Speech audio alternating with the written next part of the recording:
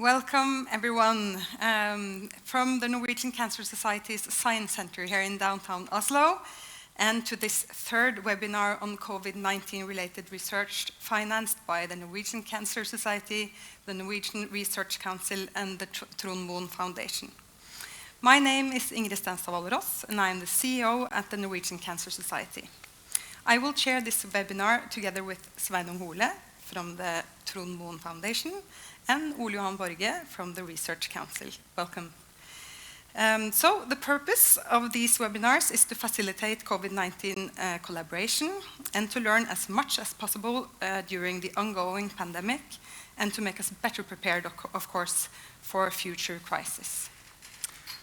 And today we are glad to be joined by Professor Emeritus Stener Kvinnsland.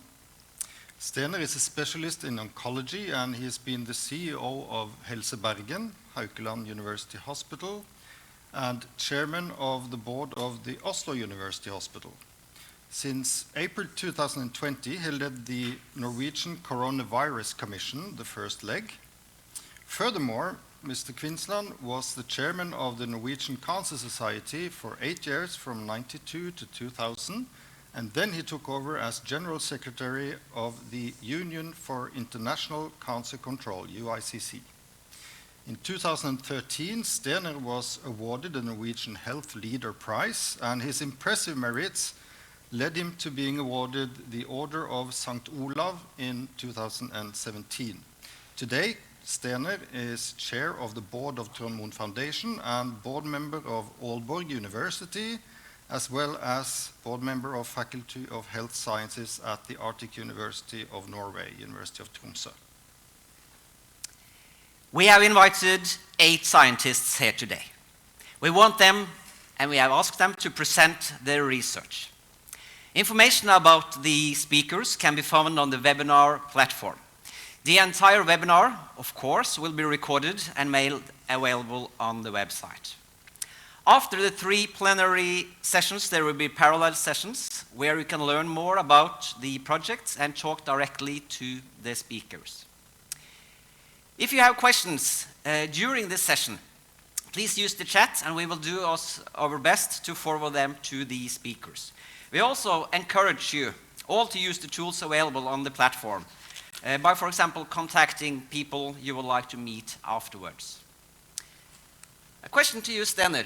You will be joining us, as we have heard, throughout the session. What are your thoughts and hopes for the day? Well, I think the initiative is fine. I followed the process. It was an easy task for Trond Mohn Foundation to join in when this initiative was launched. And from the work in the Commission, I can say that there are hundreds or thousands of problems that should be solved and making us better prepared for the next crisis. So I really look forward to hear what the scientists are doing. Well, let's wait no longer and welcome the first presenter.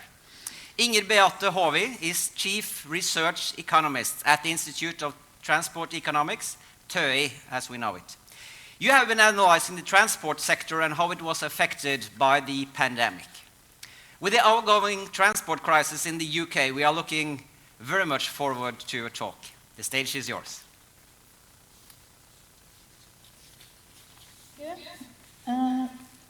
Then I'm going to present the CONSIGN project that is looking at the effects of the COVID-19 on the reliability of national supply in a global nexus. The CONSIGN project, why is freight transport relevant related to the COVID-19? First of all, the freight transport sector is essential for upholding the supply of regular goods to the society, and is crucial for upholding economic activity and domestic production. Then it was of the first to be hit by disruptive changes, and today it's very many business that is relied on just-in-time deliveries, and then resilient supply chains are critical. In the project, we are cooperating together with 10 different enterprises Each of them are major actors in their sectors. Today I'm going to present only a small taster of the project, and this is mostly related to the 3-4 forwarders. Well, I think every one of you are familiar with the COVID-19 timeline for Norway. This one is only until the end of 2020 because this is the period that we have analyzed here. The lockdown started in the beginning of March. It was a gradual reopening from the beginning of May, and from late autumn, very strict rules was introduced nationally, and with a lockdown again in Oslo. So the purpose of this presentation is to get a broad overview of the COVID-19 impacts of the domestic freight market. We have analyzed approximately 80 million shipments from 2019 and 100 million shipments from 2020, all from the 3 main freight forwards in Norway. This make up 60 to 65% of the business-to-business market and 75 to 80% of the business-to-consumer market for the national consolidated goods. This big database give a basis for screening of the impact of corona crisis disruption across a number of dimensions related to time, geography, product group, market segment, and industry. But I will only give you a brief overview here. In addition, we have got some in-depth interviews with main logistic actors. So what is the main outcome? We have studied the pre-corona period, the week 1 to 10 in 2020 compared to 2019, and the disruption period for the week 11 to 52 after the first close down. So what can be seen is that in the pre-corona period, it was a small decrease in number of tons, but a small increase in number of ton kilometers that is reflecting that the average transport distance is increasing. For the disruption period, what is most remarkable is the big increase in the business-to-consumer deliveries that have increased with 32% in number of tons. Some less in number of ton kilometers, reflecting that these transport have an average distance that is lower than the average. These freight forwarders have 4 main products that can be distinguished between full truckload, that is business to business, general cargo, that is business to business, and parcels, that is both business to business and business to consumer. In the share of number of tons, these figures illustrate that the full truckload and general cargo makes up approximately 99% of number of tons. But when looking at number of shipments, it's the parcel market that constitute the majority of the shipments.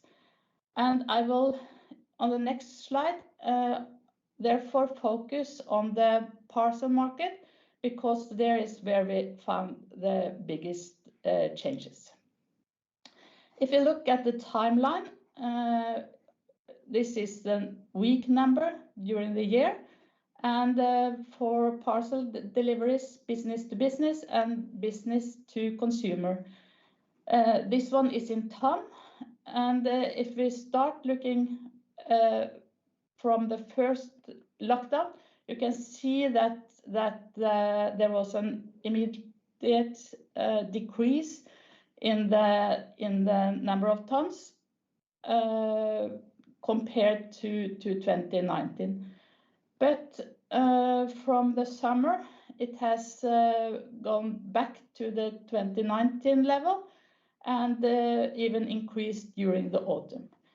Looking at the business to consumer market, you can see the opposite, where there is a big increase almost directly after the first lockdown.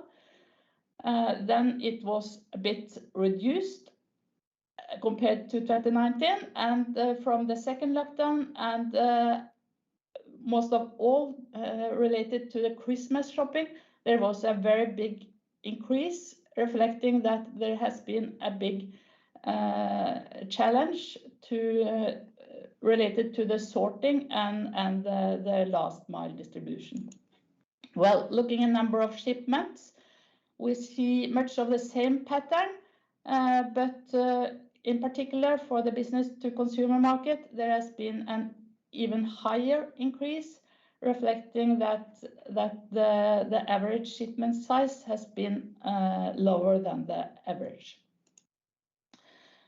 In particular, there has been a large increase in the demand for home deliveries. In the business-to-business market, you can see that there has been some more increase in the overnight deliveries than in the regular deliveries. But looking at the business-to-consumer market, there has been more than a doubling in the at-door home delivery and also in the home delivery to the mailbox. There has also been a 24% increase in the deliveries to the pickup points, and in particular related to the Christmas shopping on late autumn.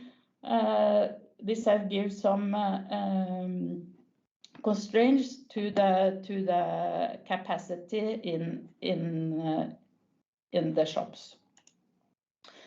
Well, we have also studied if the development in the weekly home delivery demand in the capital Oslo versus the rest of Norway, since Oslo have got the more strict restriction than the rest of Norway.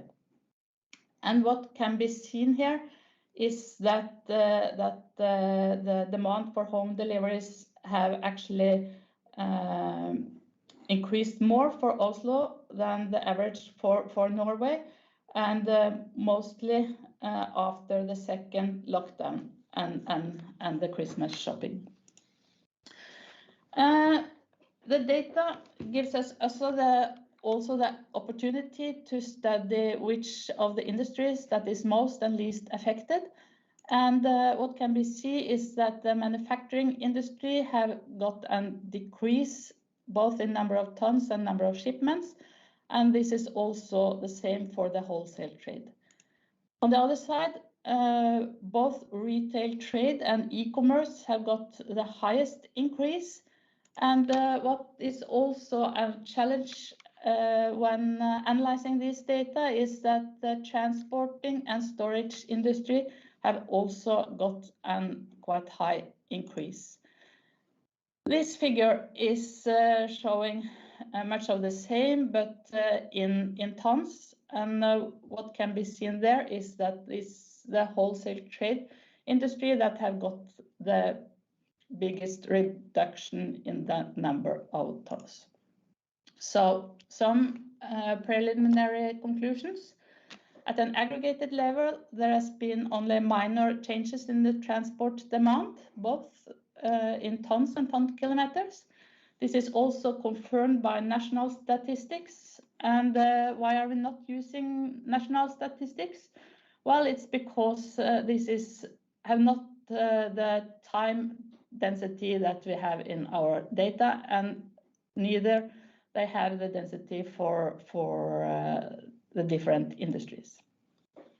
There was a great uncertainty immediately after the first shutdown with reduced business-to-business demand, short period of layoffs, give delivery difficulties, and customers with payment problems that give problems with the cash flow to the forwarders.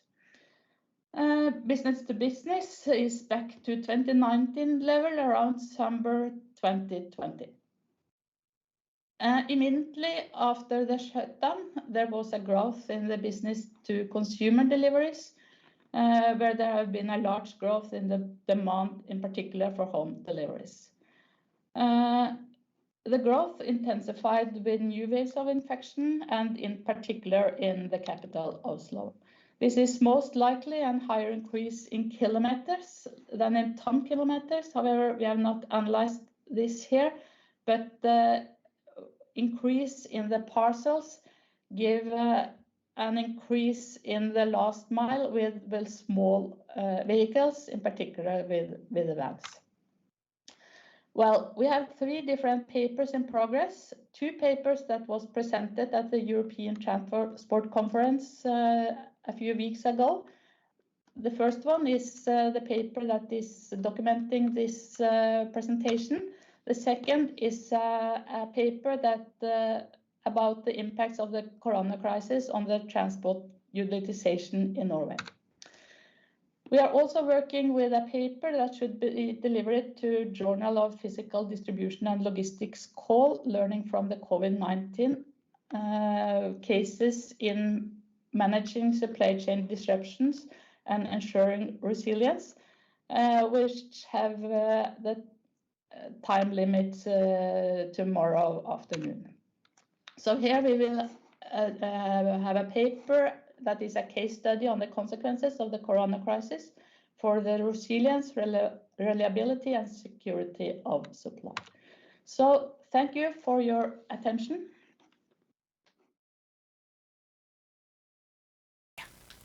We have heard the phrase, innovate or die.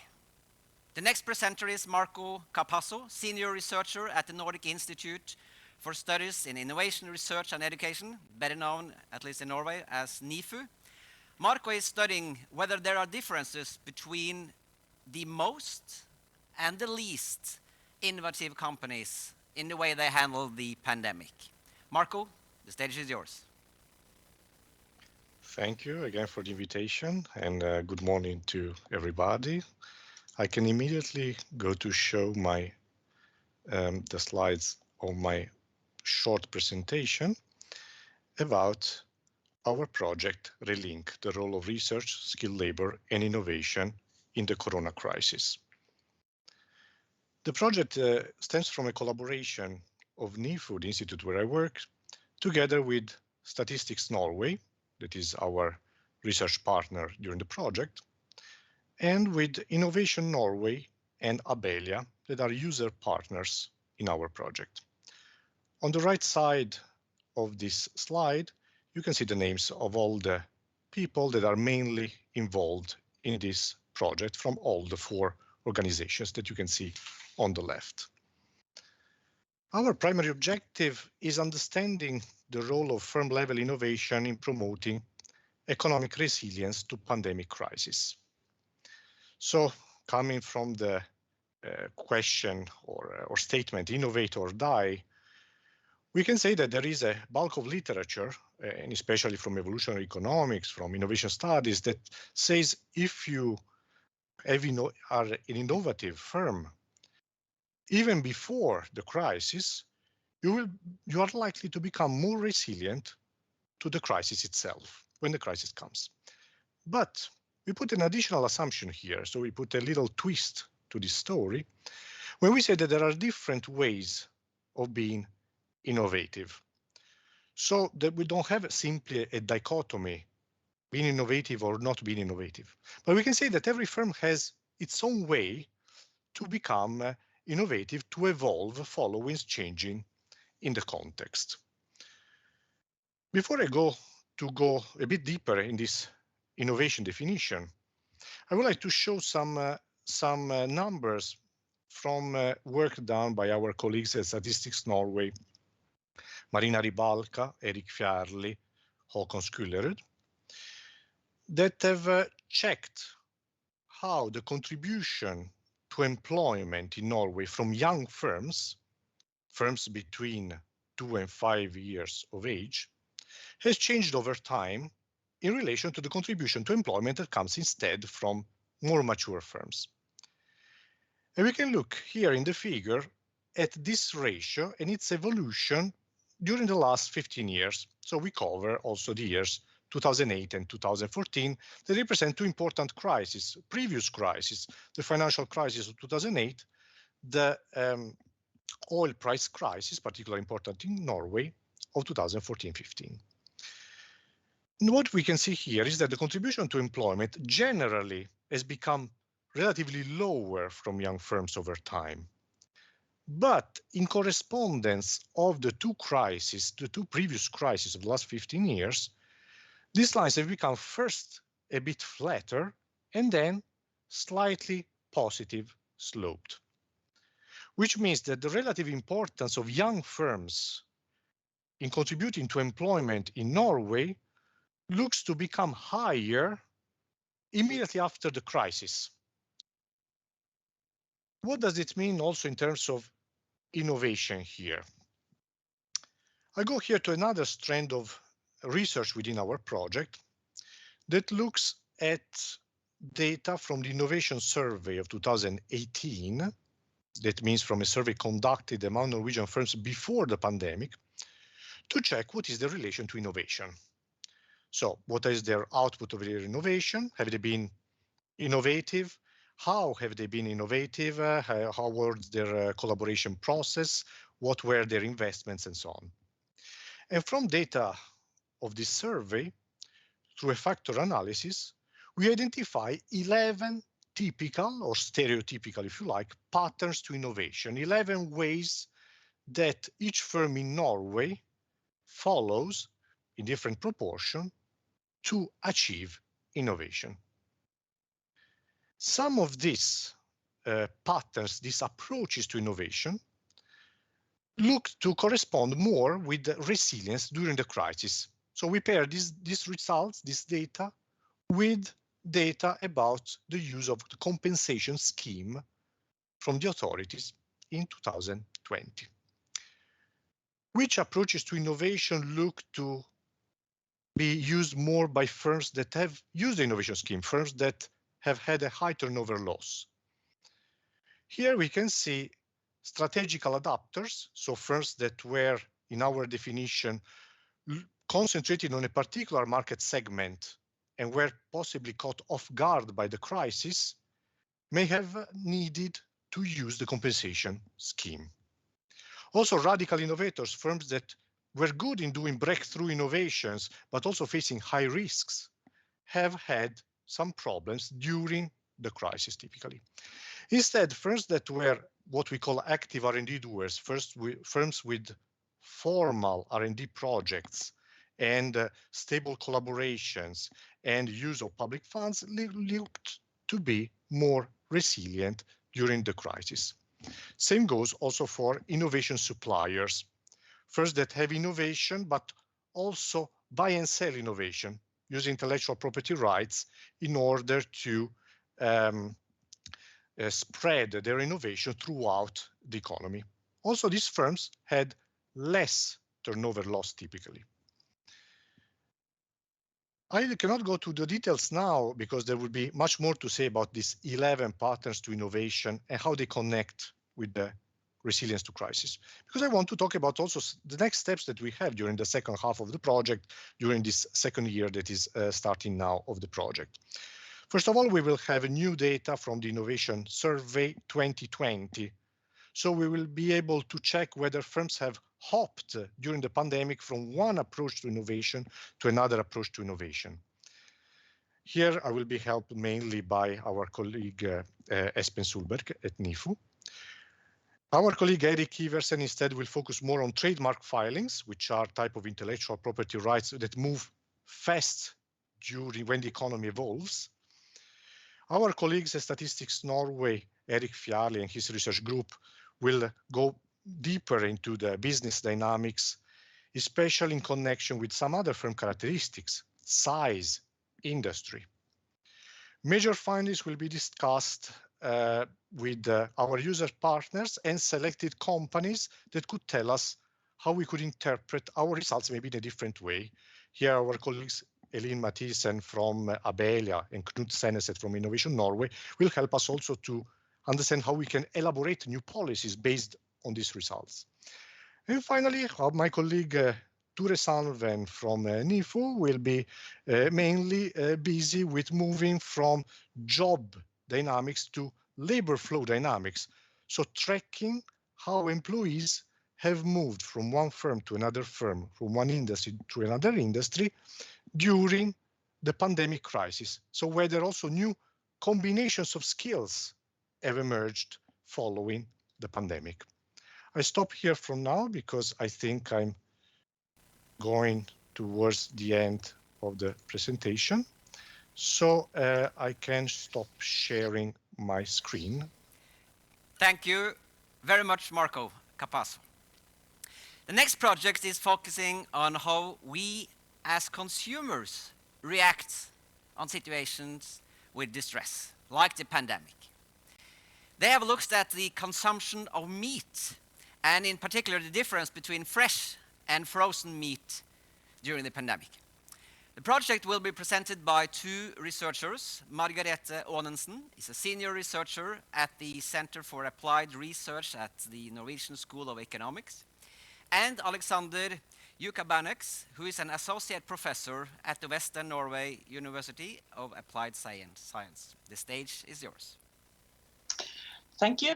This project is a cooperation between scientific partners, which you see here, and some business partners, which is Virke and Seafood Norway, and also AgriAnalyse. And it's about consumer behavior in times of a pandemic. Consumer behavior, of course, depends on economic variables, but it also depends on marketing efforts and on social influences. But a special social influence is the mortality salience. This is described by more hedonic consumption, and the best example we have of this is the French aristocracy at the late 18th century, which lived after the motto, after us, there is only misery, etter oss kommer syndefloden. And what we want to do is to see, are there any indication of such consumption in the times of the corona pandemic? And to test this, we look at we use as a dependent variable the aggregate consumption of 4 types of meat. And in 2 conditions, fresh and frozen. We have this data from on a weekly basis from early 2020 to the end of February 2021, altogether 488 observations. And as control variables or independent variables, we have the economic, of course, we have some marketing variables, and then we have the COVID-19 index. This index can be expressed in many ways. We have used a standardized index of these numbers, the number of new affected, the number of aggregate infected people, the number of people in intensive care in hospital, the number of people in hospital, and mortalities and border trade. And the blue line is our index. Then you, of course, have other indices, mainly developed by Oxford University, which goes on policy stringency. How strict is the policy to prevent the corona to spread? And for Norway, you can see these are the efforts, close downs of the society over the time. And these are the red and the green. So you can see there is a good, the dynamics is relatively much the same. Only a bit more variation on in the stringency indexes. But for so far, we use the blue, the COVID-19 index with the number of people. So what do we expect to see if there is hedonic consumption? Well, for once, we expect to see that fresh meat becomes less sensitive to changes in, for instance, prices compared to frozen meat in times of increased COVID-19 intensities. And what do the number show us. These are the direct effects. We see there is a negative price sensitivity, it's as expected. The marketing efforts is positive as expected. This is price of other goods than meat, which is a substitute to meats, which is positive as expected, and the income index. And we see that the COVID-19 index is negative in this data, meaning that the aggregate consumption of meat has decreased, or it has a negative effect on the total demand of meat. But more interesting to see how this changes different types of meat is if you look at the we distinguish between fresh and frozen. And here you can see the slope here is the price sensitivity of fresh meat and frozen. And the slope is quite parallel. The different lines is the mean line, is the mean, the middle line is the mean of the pandemic or our COVID index. And as you see, the slope is the same for each. This is the bold line is very intensive pandemic, and the light line is less intensive pandemic. And you see, it doesn't change much. So the price sensitivity doesn't change for fresh fish under the pandemic. The same as for frozen, as you can see here. Also, but for when it comes to marketing efforts, then you can see that the slope of for fresh meat, it's steeper under the lower pandemic intensity than the higher, meaning that discounts for meat has higher effect when the pandemic is low, has lower effect under the pandemic or intense pandemic. But for frozen, there is no change. And finally, what I'm going to show you is that for fresh, when it comes to substitution effect, there is no substitution effect, no change in substitution effect across various pandemic intensities for fresh, whereas for frozen this changes. Under the intense pandemic, we have a positive. We have a positive substitution effect, whereas for under less intensive, we have a negative effect. So we can say that we couldn't say that these are very obvious effects, obvious signals of hedonic consumption for meat so far. But we are still early in the analysis, and we have other analysis as well in the project. Okay, thank you, Margareta. I will just briefly talk about the consumer level part of the project. This is again just a small part of what we're doing. This part is specifically about the survey of meat products we've done in Norway in December last year. This survey was done on a representative sample delivered by Kantar last December. 895 participants. You can see the demographics here. 43 female, mean age 52 years old. So we focused on 3 types of meat products: pork, chicken, and beef, that are perceived as typical by the respondents. And we included in the analysis here, we include some product-related variables, such as product evaluation, attitudes toward the product involvement, usage frequency, and more importantly, we look at effects of a range of corona-related variables, more specifically financial and health threat triggered by the pandemic, the scope of the crisis, meaning to what extent people think the threat of the coronavirus is serious and long-lasting for the country, and negative effect, to what extent the pandemic had negative effect on shopping activities of a consumer, and finally health involvement of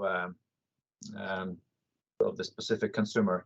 And we'll look at the effects on the willingness to pay in this particular analysis for the 3 types of meat products. So just to look at the snapshot of the perceptions of the pandemic as of last December, This slide is in Norwegian, but the variables here are financial, health threat, negative effect on shopping activities, and the scope of the crisis. And these variables are, or these are mean values on a 7-point scale. So four is mid-scale, meaning neutral perceptions. So as we can see here, people were not didn't perceive coronavirus as being a very serious threat, at least financially, very little so, and was relatively neutral perceptions when it comes to health threat from the coronavirus, and the same for negative effect on shopping activities. Scope of the pandemic was perceived as more serious, above the mid-scale for 85 score.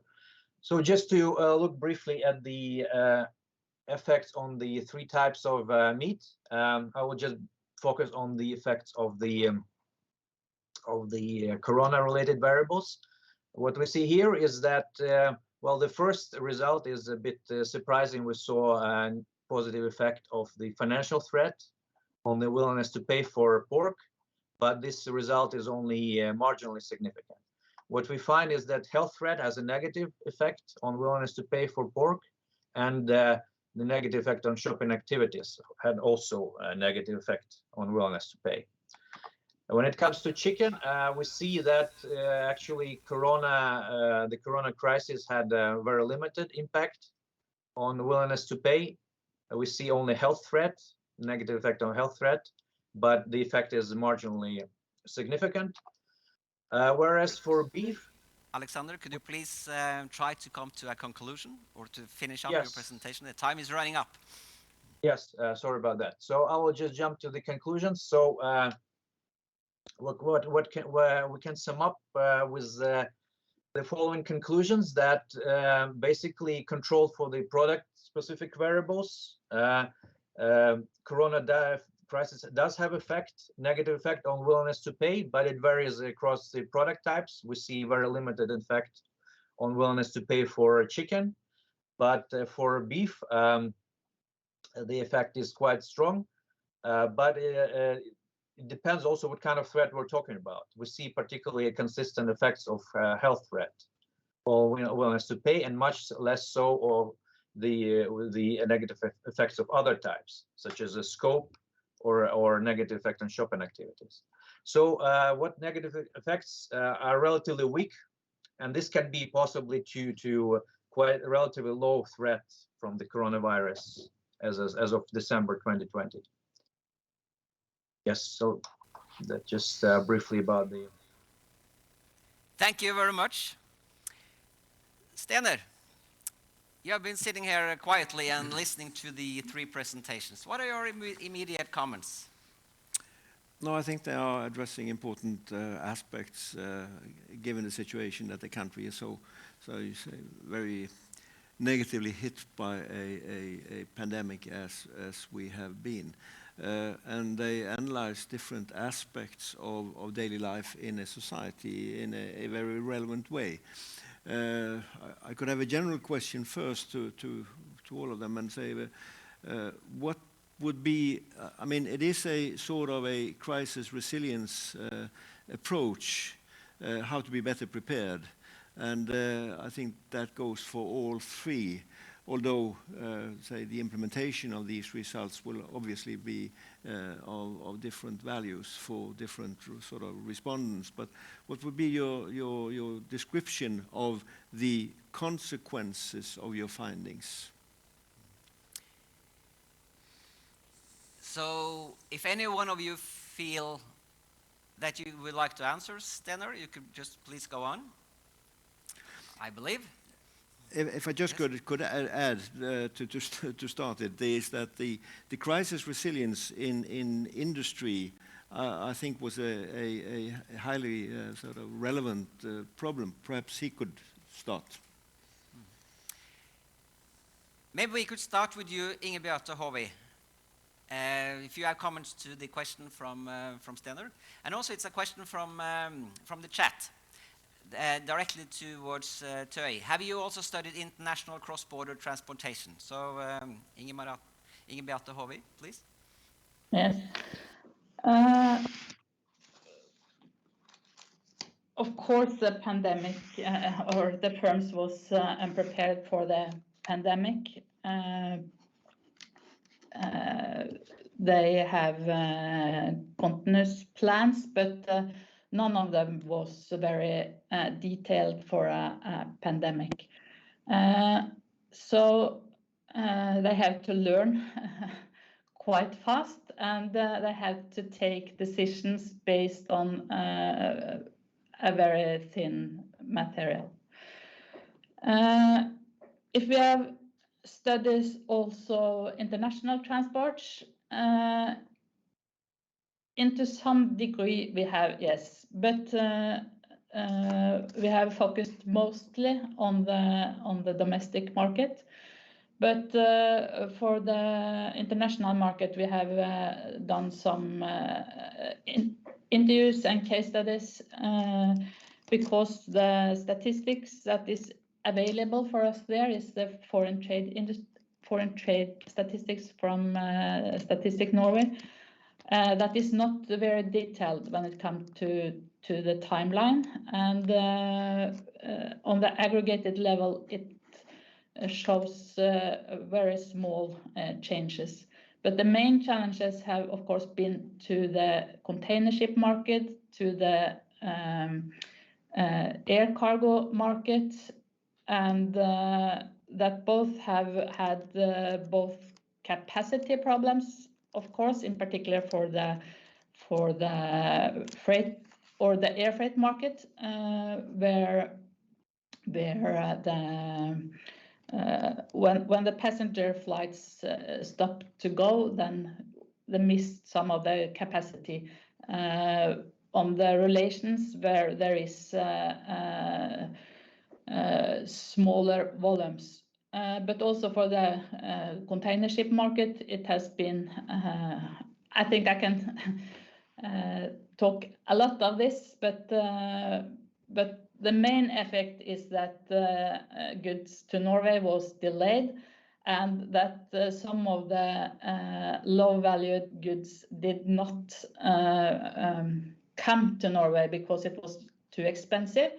And the last thing is that there has also been a mode shift from air and sea to rail transport, also all the way from China. Thank you. Alexander and Margaret, would you also like to comment? And also would like to hear your whether you have studied fresh versus frozen meat when it comes to home delivery, since you just learned that the home delivery has increased. Yeah. First to what can we learn from this, and I think one thing we have learned is for marketing people. There are some working on marketing here, and we see that marketing, at least for fresh meat, has less effect in intense pandemic periods. Then people are less open for such for marketing. So that is one thing, and the other thing is also how does it affect people's consumption. We don't see very big changes in the amount, how much, but it's more what we have explored is how it differs with various other economic variables as the price of it. They don't get more price sensitive. That may be because there wasn't really a big lack of most food products during the pandemic. Yeah, and we can also, if we are going to this, we are going to analyze this further, and if we can show any effect with more or less hedonic consumption, this can of course be extrapolated to say more about the relative distribution of demand for different goods. We are going to also to look at fish, different kinds of fish, and some services to see how the demand for them will change under the pandemic. So maybe Alexander. I think Well, another- I think I'm going to stop you there because I would like to hear Marco's comments on the same question. So, Marco, what are your thoughts regarding Stener's question? And of course, I introduced you with innovate or die. Do you think that the Norwegian businesses have learned and adopted and will become more, on a permanent basis, more innovative in the aftermath of the pandemic? Well, first, to answer the first question about what could have been learned about the crisis and the resilience to the crisis, my impression from these first results is that being very strong on the technical side for a firm is important, but it may not be sufficient. So it's important to keep a good range of market, not addressing only one market segment, being able to deal both with national but also and foreign markets at the same time, and also an access to capital for innovation that can come both for private investors but also from the public through the public authorities. To answer the second question and come back to the statement innovate or die, I think that firms have become more innovative, and especially if we think of innovation in a broad sense, not only one new good, but also a way of working that is different, a way of organizing your firm that is different. In this sense, I think many firms have become indeed more innovative. If I had doubts on something, they would be more on the radical innovation side. So the type of projects that need a longer time frame to reach some breakthrough innovation. And I think the main challenge will be able to keep also a long-term view. So not switch completely to an emergency resilience problem, but also being able to keep a longer structure plan for innovation. Stener, when you hear the response to your question, what are your thoughts? And of course, based on your work in the Corona Commission. No, I think these were addressed, say, frequently, all these questions. And I think that, say, the big picture is that we are self-served with food, if, say, turning to the food aspect. 38% was the number I learned during these considerations, which means that 50 to 62% of everything we eat is imported, which relates to, say, the sensitivity to freight, transportation, and so on. So there is a connection here. And it's rather sort of surprising to me that the market of meat and fish seems to be rather, say, unrelated to this phenomenon, and that we have had what we normally have to a large degree. Is that a misinterpretation or what? Ingen Beate, you could start. And I would like to try to draw the line between Marco's presentation and yours. Have you seen that the transport or the freight companies, have they become more innovative during the crisis? Yes, but in a minor degree. But there are some examples. Most of them are related to contactless deliveries.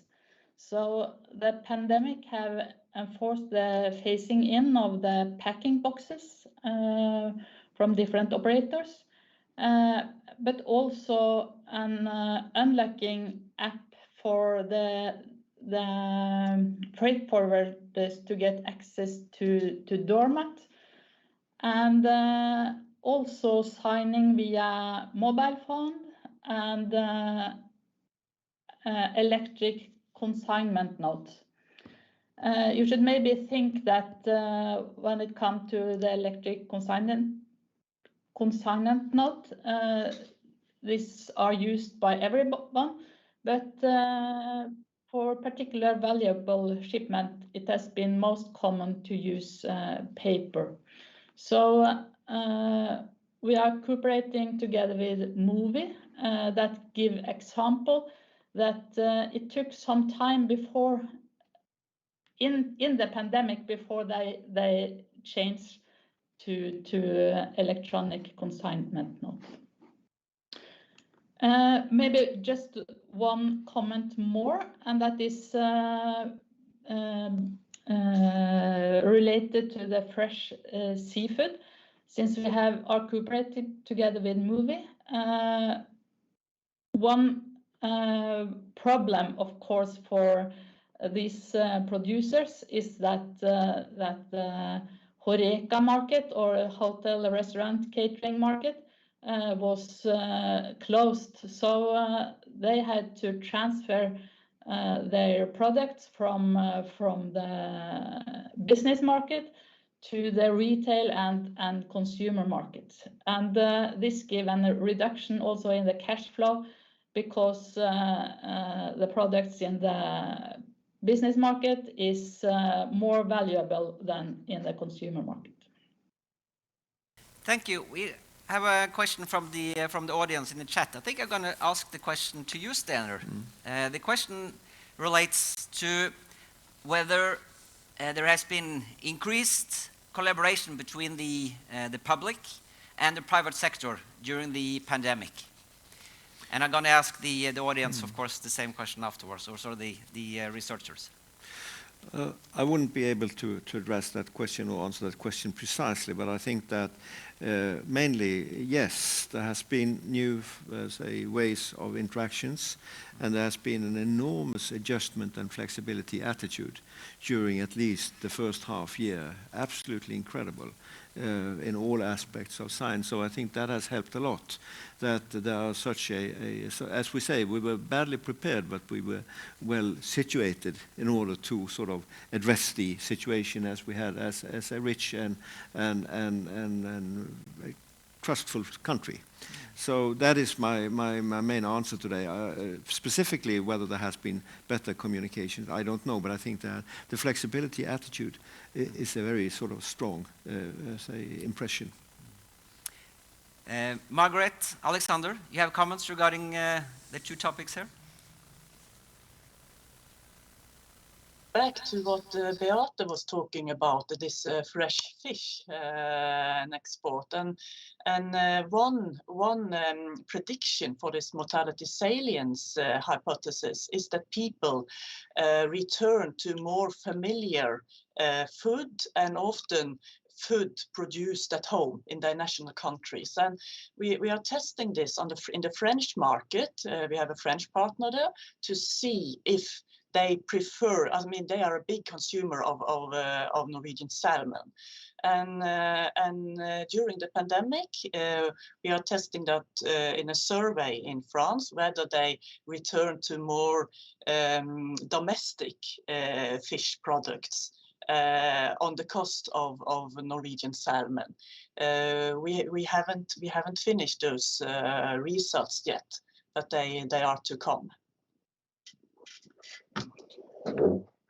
Yes, just to go back to the previous discussion, one implication of our findings, at least on the consumer level, is based on the findings that we find a particularly consistent effect of a negative effect of health threat on consumers' willingness to pay, for example. So one obvious implication would be that it's very important for producers or retailers to address that, to mitigate the health threat to the extent it's possible. It's not always under their control, but at least to try to assure people that shopping is safe for your health.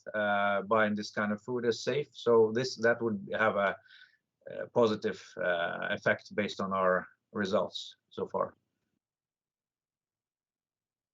The time is running, of course. I'd like to end with the same question to all four of you, meaning the speakers and Stener. I'd like to start with you, Marco, and then continue with Inge Beate.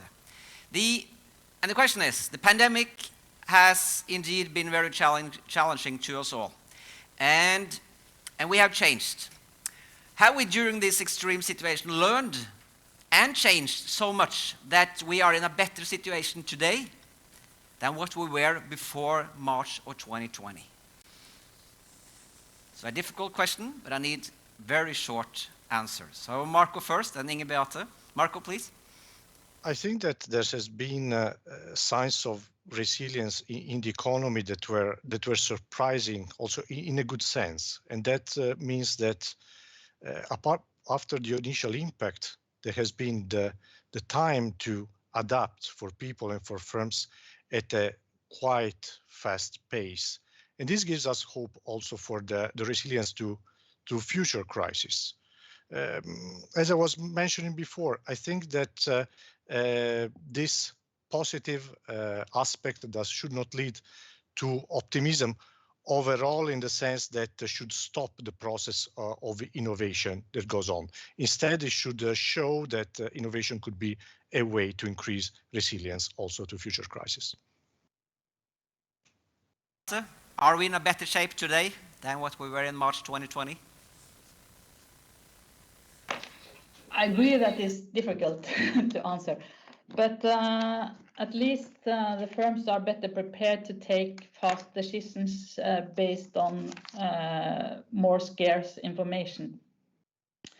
So that is maybe the main learnings from the study so far.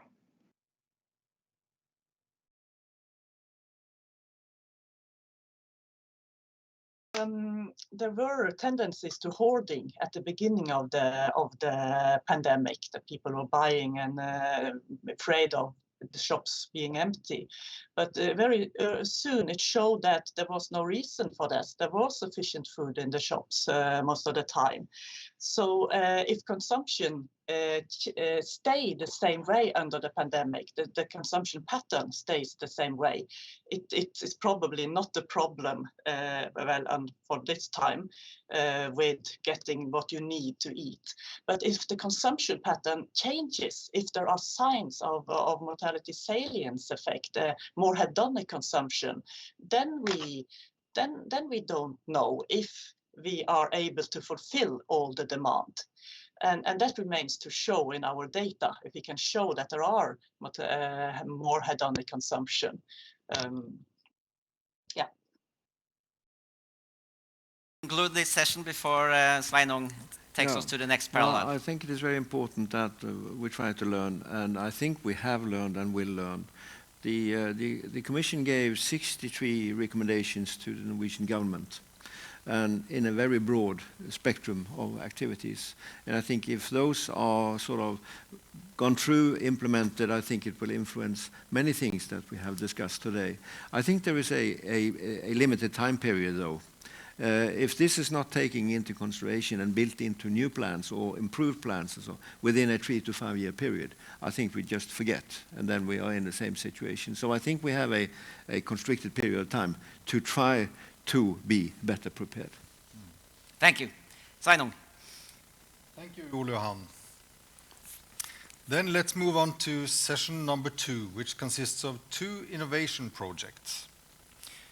Please welcome Erik Børve Rasmussen.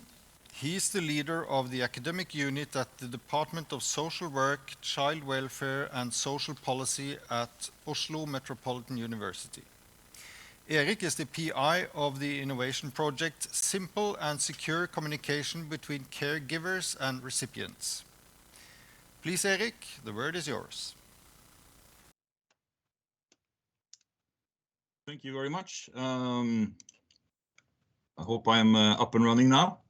All right. Yes, you said my name is Erik Børve Rasmussen, which is correct. The name of our project is a simple and safe point of contact with relatives, or in Norwegian, enkel og trygg pårørendekontakt. And as you said, I am the PI of that project.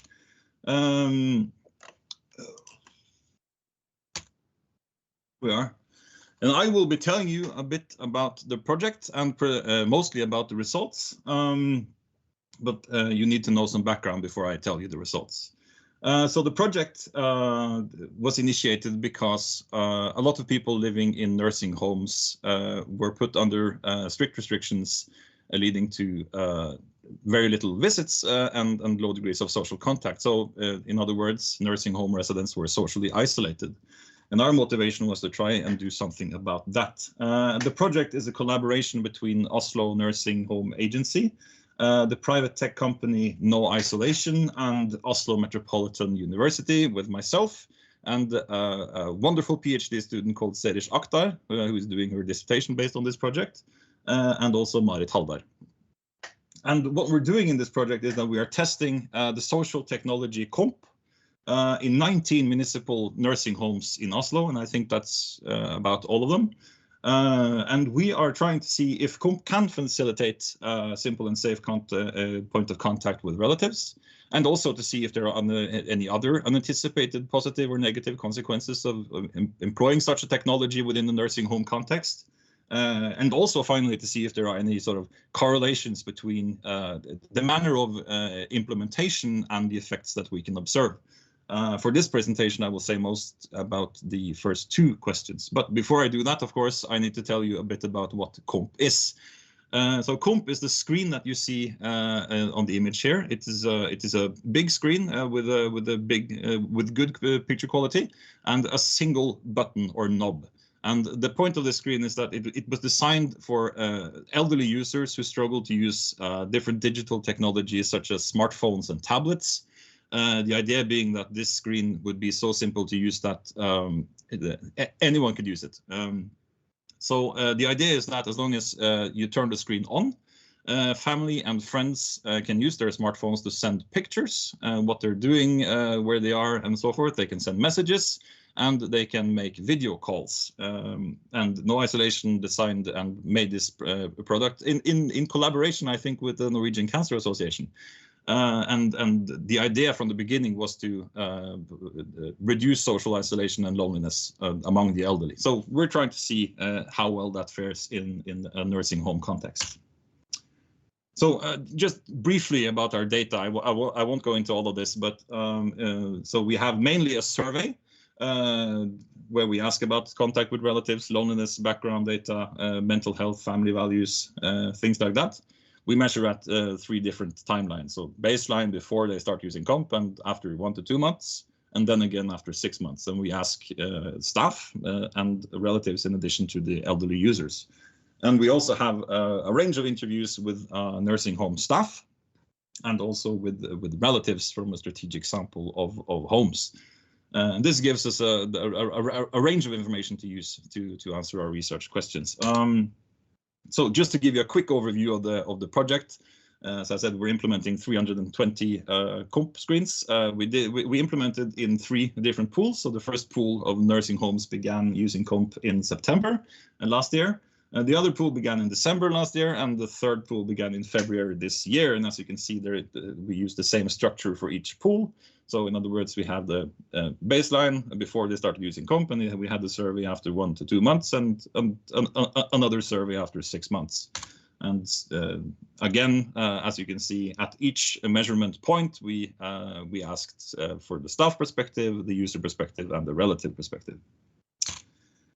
Okay, so some preliminary results then, and with emphasis on preliminary. And I won't go into all of this either.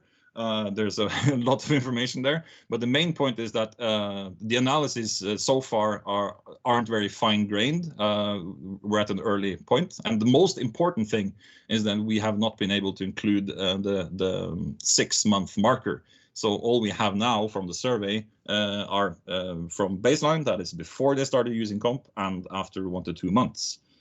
So with that said, let's look at some of the preliminary results so far. So the main thing is that the survey results show that using KOMP does indeed improve contact with residents. So what we see here are the relatives' assessment of their contact, the overall assessment of their contact with the residents based on how often they use KOMP.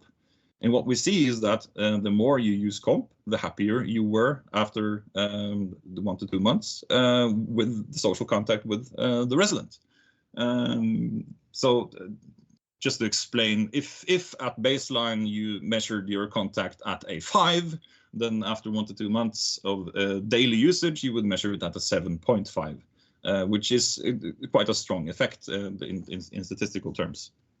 And we see, of course, the same effect or quite similar effect with the residents and their assessment of the contact with the relatives based on how often they use COMP. The main differences are, of course, that the effect is a bit weaker. And also the puzzling or troubling fact that using it less often also seems to have a negative impact on how they evaluate their social contact. And of course, we need to go into the data to try to explain this. But two possible explanations are, one, that people in general had a sort of decrease in how happy they were with their social life during the pandemic, which wouldn't be all that surprising. Another would be that if you have a screen in your room that is supposed to be used for your family to share pictures and connect with you, and that screen isn't being used, then the blank screen is a symbol of sort of your expectations not being met, and therefore that might have a negative effect. We'll try to look into that. So again, for the main point, we see that it does improve social contact. Comp works, but thus far we do not see any effect, any sort of strong measures that indicate that it lessens loneliness or that it improves quality of life. And this is puzzling, because if you're more happy with the contact with your family, then why shouldn't you be less lonely or more happy? There might be many reasons. There might be because contact with your family doesn't do the trick. It might be because there was a general decrease again in how happy people were during that time, of course. But it might also be because we haven't included our 6-month marker, so that when we include the final measurements, we might see an effect. So I'll be happy to get back to you on that. So looking briefly at the interview results, they mainly support what the survey results find, and they also contribute towards explaining why it is that we see that COMP seems to work. So the COMP leads to improved contact, and we see this here in that it leads to good conversations, positive feelings, heartwarming stories actually of positive feelings of elderly people who light up at the pictures that they see from their great-grandchildren, or video talks with people they haven't seen in a long while, but also that the pictures are an aid in conversation. So the pictures of things that the family has been doing gives you more to talk about. And an unanticipated effect actually was that this also includes the staff. The staff feel that they have more to talk about with the residents when they have these pictures that they can look at. So it sort of strengthens the social ties also inside the nursing home. Yeah, and another effect that was surprising to us, and again, this is based on qualitative data, it seems as though there isn't a sharp division between residents with more or less degrees of dementia in terms of positive experiences. So even if you have strong degrees of dementia, even if you are very cognitively impaired, you can thoroughly enjoy using COMP as a conversation tool. It can produce moments that linger. So even though you forgot that you were talking to someone, you seem to be happy. The moment seems to stick in a sense. And also because the family and friends use it in a different way. So some of the family and friends started using COMP less as a sort of Facebook page where you are informed of what everyone is doing in your social network, and more as a memory book. So they wanted to show things that were relevant to whatever the resident could remember. So I might be going very fast, but I'm quite close to the end of my presentation now. The next step, of course, is to do more advanced analysis. And we think we'll have quite interesting things to say when we get to that point. But we're not there yet. So thank you for listening. And thank you very much, Erik. Really interesting. Thank you. Look forward to diving into that in a minute. Now we look forward to hearing from Chief Scientific Officer of the company Gentian AS, Mr. Erling Sundrehagen. He will present the project Development of a Novel High-Throughput SARS-CoV-2 Antibody Test. Please, Erling, the word is yours. Good morning, everyone, and thank you for the opportunity to present here today. Gentian has, in collaboration with the University of Tromsø, received funding from Research Council of Norway to establish a turbidimetric SARS-CoV-2 antibody test. And today I will present the assay and the progress of the project. Turbidimetry is a very common way of reading results from clinical instruments in clinical laboratories. The development of the turbidimetric SARS-CoV-2 assay is nearly finished, and with this test we are able to provide a tool for long-term surveillance of both the immunity of the society and also the virus behavior, and including virus variations. This antibody test will measure the whole antibody response and thereby help in the guidance of educated decision about herd immunity and vaccination strategy. It opens the possibility to document the protection for the population, which is important for the Norwegian pandemic management. So how do we manage to do this?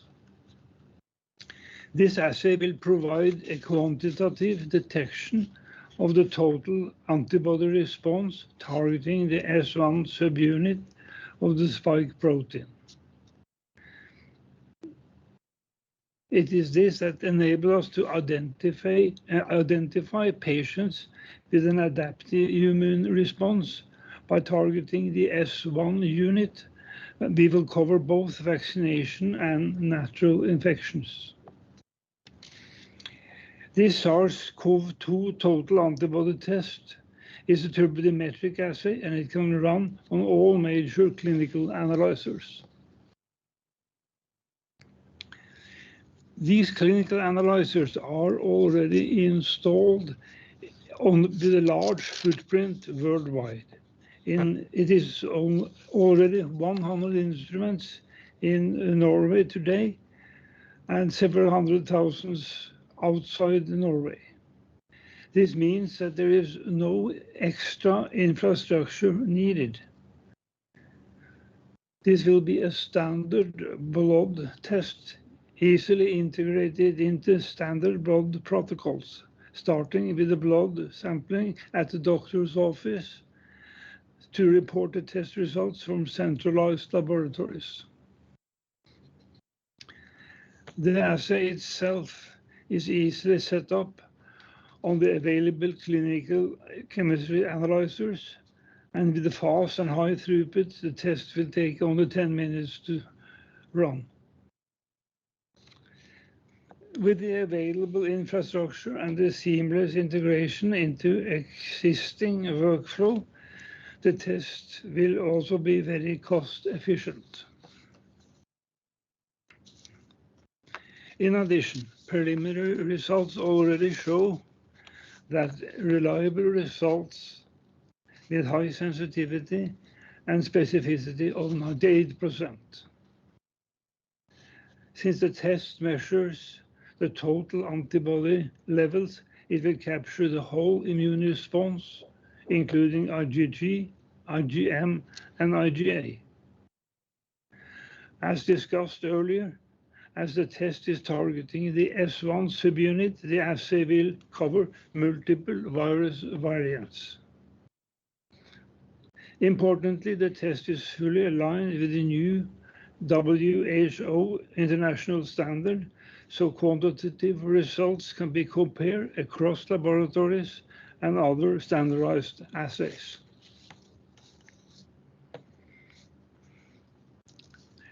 Here we would like to share some results from the internal preliminary testing, and it clearly shows an increased antibody level with the first dose of vaccination and a strong further increase with the second dose.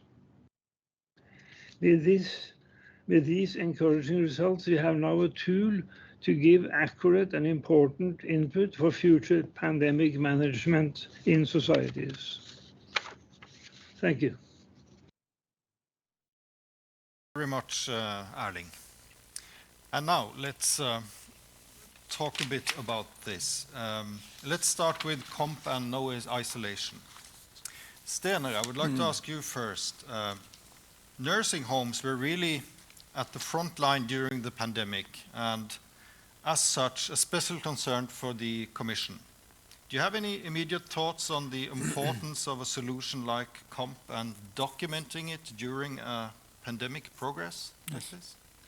No, I think this is very interesting, and I think there were almost no questions that we discussed more than nursing homes and communication and isolation, dementia, and all those aspects and the consequences of the isolation and restriction in say, most of the periods laying behind us. So to improve communication by, say, smart tools into the health technology area, so to say, is of the greatest importance, obviously.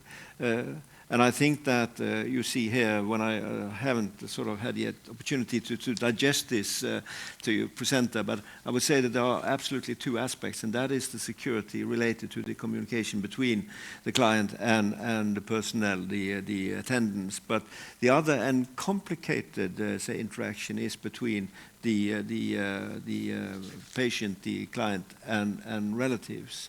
And I'm happy to see that you are diving deeply into that, because there are many important aspects that, say, relates to how it is, say, what the experience is to be isolated as a nursing home resident during such a long period. So I was very fascinated by this, but I think it needs strong and long-term evaluation. Thank you. And Erik, although you do not have the 6-month data yet, of course we're curious, and you started on some assumptions, but any more, I'm just so curious, any more predictions based on your early look at the extensive data set? I mean, you have so many hours of qualitative interviews, and you've got a massive amount of data there. So what seems to be the deciding factors for the users, staffs, and the relatives' ability to gain the benefits? Is it how they use it, or is it more like the individual's ability to use it? You mentioned some about it. Yeah. Thank you for a very good question. So we are trying to figure out the answer to those questions. I mean, what we are looking at is both the ability to predict in advance what should be what the success criteria are, so that you can know where COMP is a useful tool and where it is not. But it is also important and increasingly important when we look at our data to know what to look for when you're trying it. So in our experience, it is harder to decide in advance, for instance, by the size of the family or composition of the family, or how positive you are to trying new things and stuff like that. It doesn't seem to be as important as what goes on when it is being used. So we are trying to find out what the important markers are for successful use in the early trial period, if that is an answer. Yes, thank you. I would also think that the pandemic in many ways presented the perfect opportunity for the company No Isolation and their COMP product. I mean, a frequent criticism when implementing this kind of health technology, welfare technology, is the lack of baseline measurements and effects over time. So I'm curious, do you think, is this an unusual project for your academic group, and how did this collaboration come into being? I'll begin with the final question and how it came into being, because I was working with No Isolation before this. I was interested in precisely in how it fares when you're trying to market social technologies for municipal health and elderly care services, because this is a type of welfare technology that hasn't been highly prioritized And one of the reasons is that it is difficult to see how much money and time you can save by using it, because it doesn't necessarily replace anything. It adds to quality of life, and it adds to a service. So it's a complicated type of product, and the project actually began because Oslo, the city of Oslo was interested in COMP, but they decided that they couldn't afford going for it early on. But then when we could apply for the Norwegian Research Council project grant, then they were interested. So in other words, research, there isn't enough money going around in the municipal budgets to go for the type of projects that they believe in, which is a problem. So in this case, the Norwegian Research Council funded a technology that the municipality needed but couldn't afford. And we see that all along, that it's really a hurdle to come up with the sufficient funds to really establish the baseline and do the what's needed to target a new product.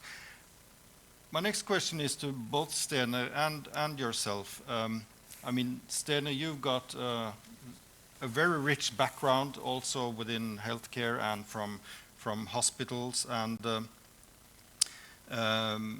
do you think a project like this with academic, business, and public health partners can serve as a model to be followed in other projects? And what would it, in your experience, take to repeat some of this in a more broad fashion?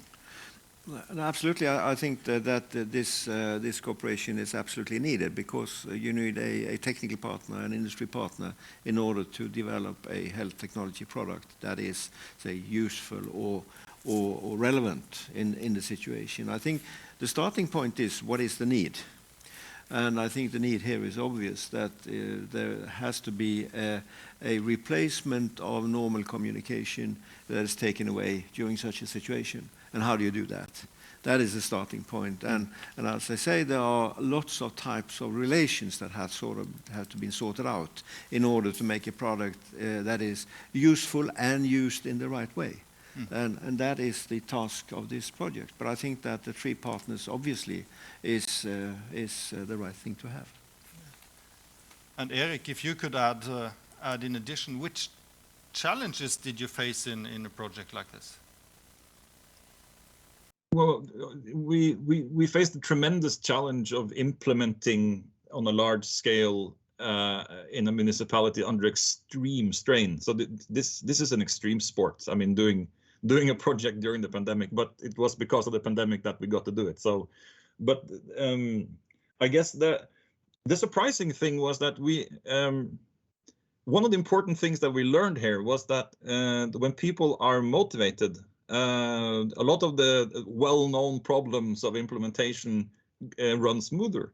So in this project, although there were a bunch of problems, such as, for instance, trying to gather survey results, getting people to answer surveys during vaccination, for instance, which is problematic, but people were properly motivated and saw the need for the innovation that they were taking part in. And that's of tremendous importance. And the pandemic might have helped in that regard.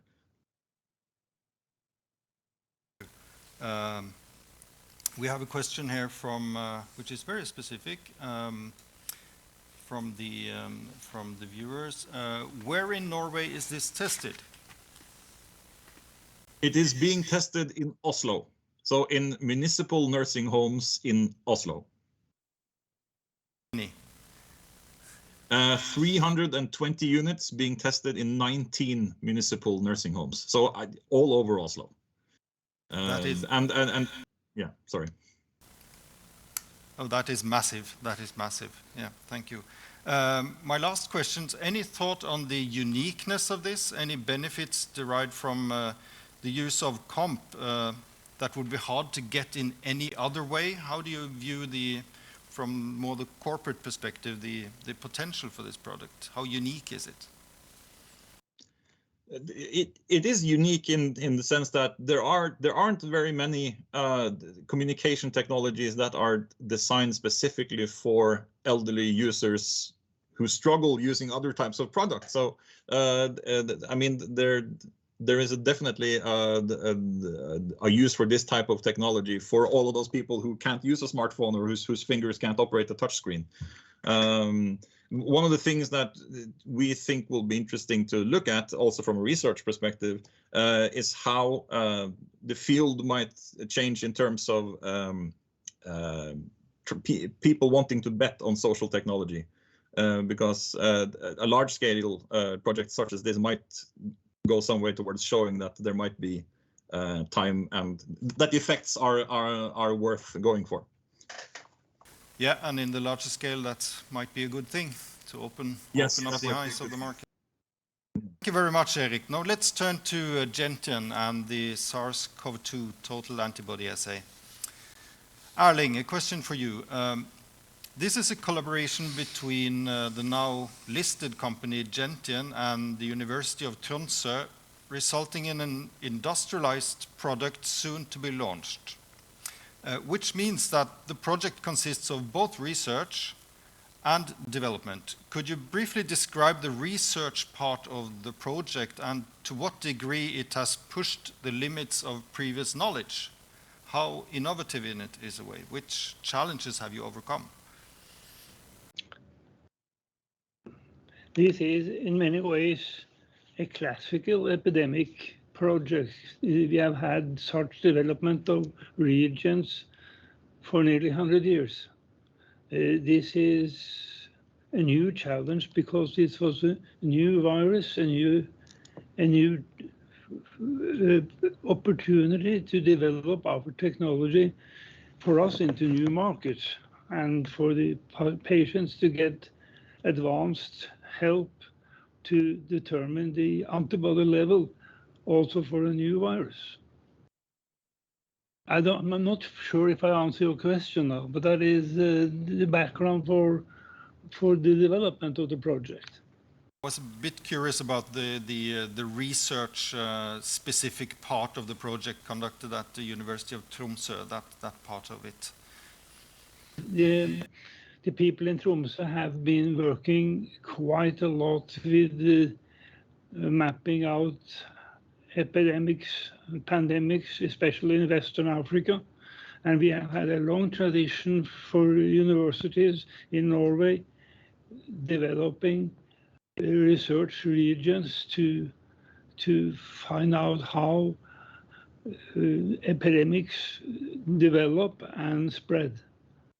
We came into this, in fact, by measuring antibodies in the rheumatoid arthritis area, where we have had science before demonstrating how we can, by blood testing, find specific ways to map out the spread and the development of rheumatoid arthritis. And then we saw that this technology could be used in the turbidimetric area, which is quite new area for this kind of measurements. And this will now lead to a widespread product that will go far beyond the Norwegian borders. Thank you very much. Stener, from your vantage point, what's your reflections on this product and this project and the resulting product? I think that this is of the greatest importance, really. To follow the immunity on an individual basis, in a society, in special groups, is of the utmost importance in a society, both during and, of course, following up such an epidemic. And I mean, what is interesting with this project is that it is really to speed up the capacity to do so on a large scale, and with a method that seems to also do that. I think there's an enormous, as a scientist myself and interested in this, there's an enormous amount of questions related to the specificity and how this is done, which we should not discuss here. But I think that the applicability and the possibility with such a product is very high. We need to follow the immunity in the community as of today. We know that after vaccination we have antibodies between 6 and 12 months. We don't know what happened afterwards. When do we have to reboost? And things like that can be answered testing immunity in the population on a large scale with a method like this one. So, but of course there are lots of details. It's interesting, Sundra Hagen, that there are 1,500 mutants of this virus as has been registered today. And how do you follow all these different types of antibodies with this changing antigenic profile? So there are many technical aspects here, but I'm sure they have thought about this, and I have the greatest confidence in the environment in Tromsø because they are good in this. Yes. So let's move towards the end. And I'm being a representative from a listed company. I'm sure you've done all your homework when it comes to the commercial attractiveness and positioning of this. But just a few words on the competitive landscape for this product. How would you describe the uniqueness and your expectations to when you enter the market with this? The uniqueness of our product is that it is independent of the type of assay machine. It's not like a big supplier of instruments often have specialized reagents for just their instrument. We are supplying this to an audience of 400,000 instruments worldwide. They are already there. They don't have the reagents necessary. And that's our angle into this and our opportunity. Interesting. The competitive situation, I mean, during the pandemic, massive amounts of investments has gone into all kinds of product development. So what would you say about the competitive landscape for this? Are there anyone else coming out with products like this, for instance? Is it a set market? We consider this to be quite unique product because it's across all the different instruments. We also have already a patent protection that goes along with this to enable our customers to get this at a low price and at a big spread. Thank you very much. I think it's time to move over to the final section of the presentations, and I must just conclude that it's very inspiring to see also the innovation part of where commercial companies also race to the occasion when there is a pandemic and an opportunity to do concurrent research and come out with strengthened competitiveness for the health industry. Really good to see. So I'll hand over to you, Ingrid. I have to say, Stener, Sveinung, presenters, it's so interesting to just listen in on the conversation, so thank you very much. And now, Sven Erik Mamelund, professor at the Oslo Met, will start this third section of today with his presentation of the project Core Risk Early, COVID-19 Wave in Norway. Social inequality in morbidity, compliance on non-pharmaceutical interventions, and labor market consequence. Welcome, Svein Erik.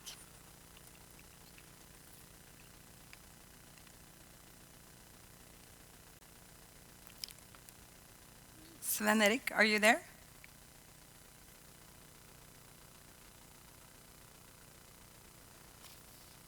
No?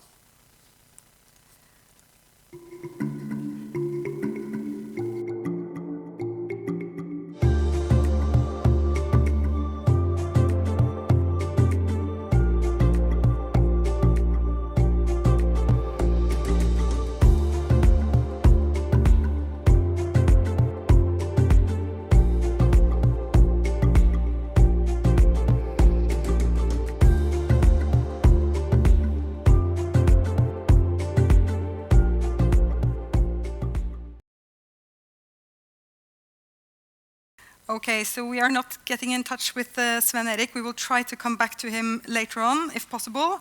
So we will just skip on to the next presenter. This is Marianne Jahre, professor at BI, the Norwegian Business School, and she focuses on supply chain research and is presenting results from the COVID-19 Supply Chain Research Group, a group that constitutes more than 20 researchers from Norway and Ethiopia. Marianne, welcome. Thank you very much. So let me try now to get my things in order here. I had kind of planned, you know, for a little bit of a later presentation, but I will get to it in a second. It was good I sat on my desk. Hang on.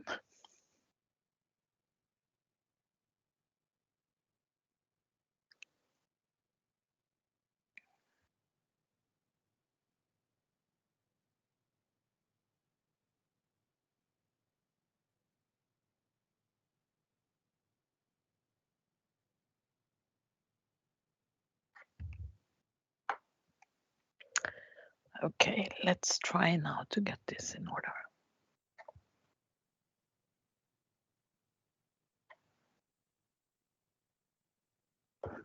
Sorry.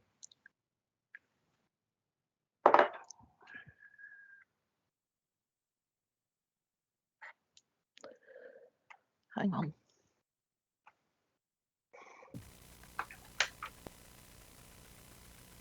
Sorry about this. No, it's no problem. We are used to these kinds of technical problems after 1.5 years with doing webinars. It's absolutely no problem. So we are looking really forward to it. And I know, Marianne, that you have actually a couple of colleagues that are listening in from Ethiopia. Seleke and Tsegaya is listening in, and they will also be able to comment in the chat as we go on. If there are questions in the chat, maybe someone will actually comment in the chat as well. So Marianne has a great team with her today. So we're looking forward to your presentation, Marianne. How is that going? Okay. There we have it. Thank you. Can you now see it? Yes, we can see it. Thank you. Now we should be in order. Sorry about that. Okay, thank you so much for inviting me to this presentation. So my name is Marianne Jahre. I'm a professor in logistics at the BI Norwegian Business School. And as you said, I've got two colleagues with me from Ethiopia who will present one of our studies, but through a video presentation. So let's hope for the technology to work.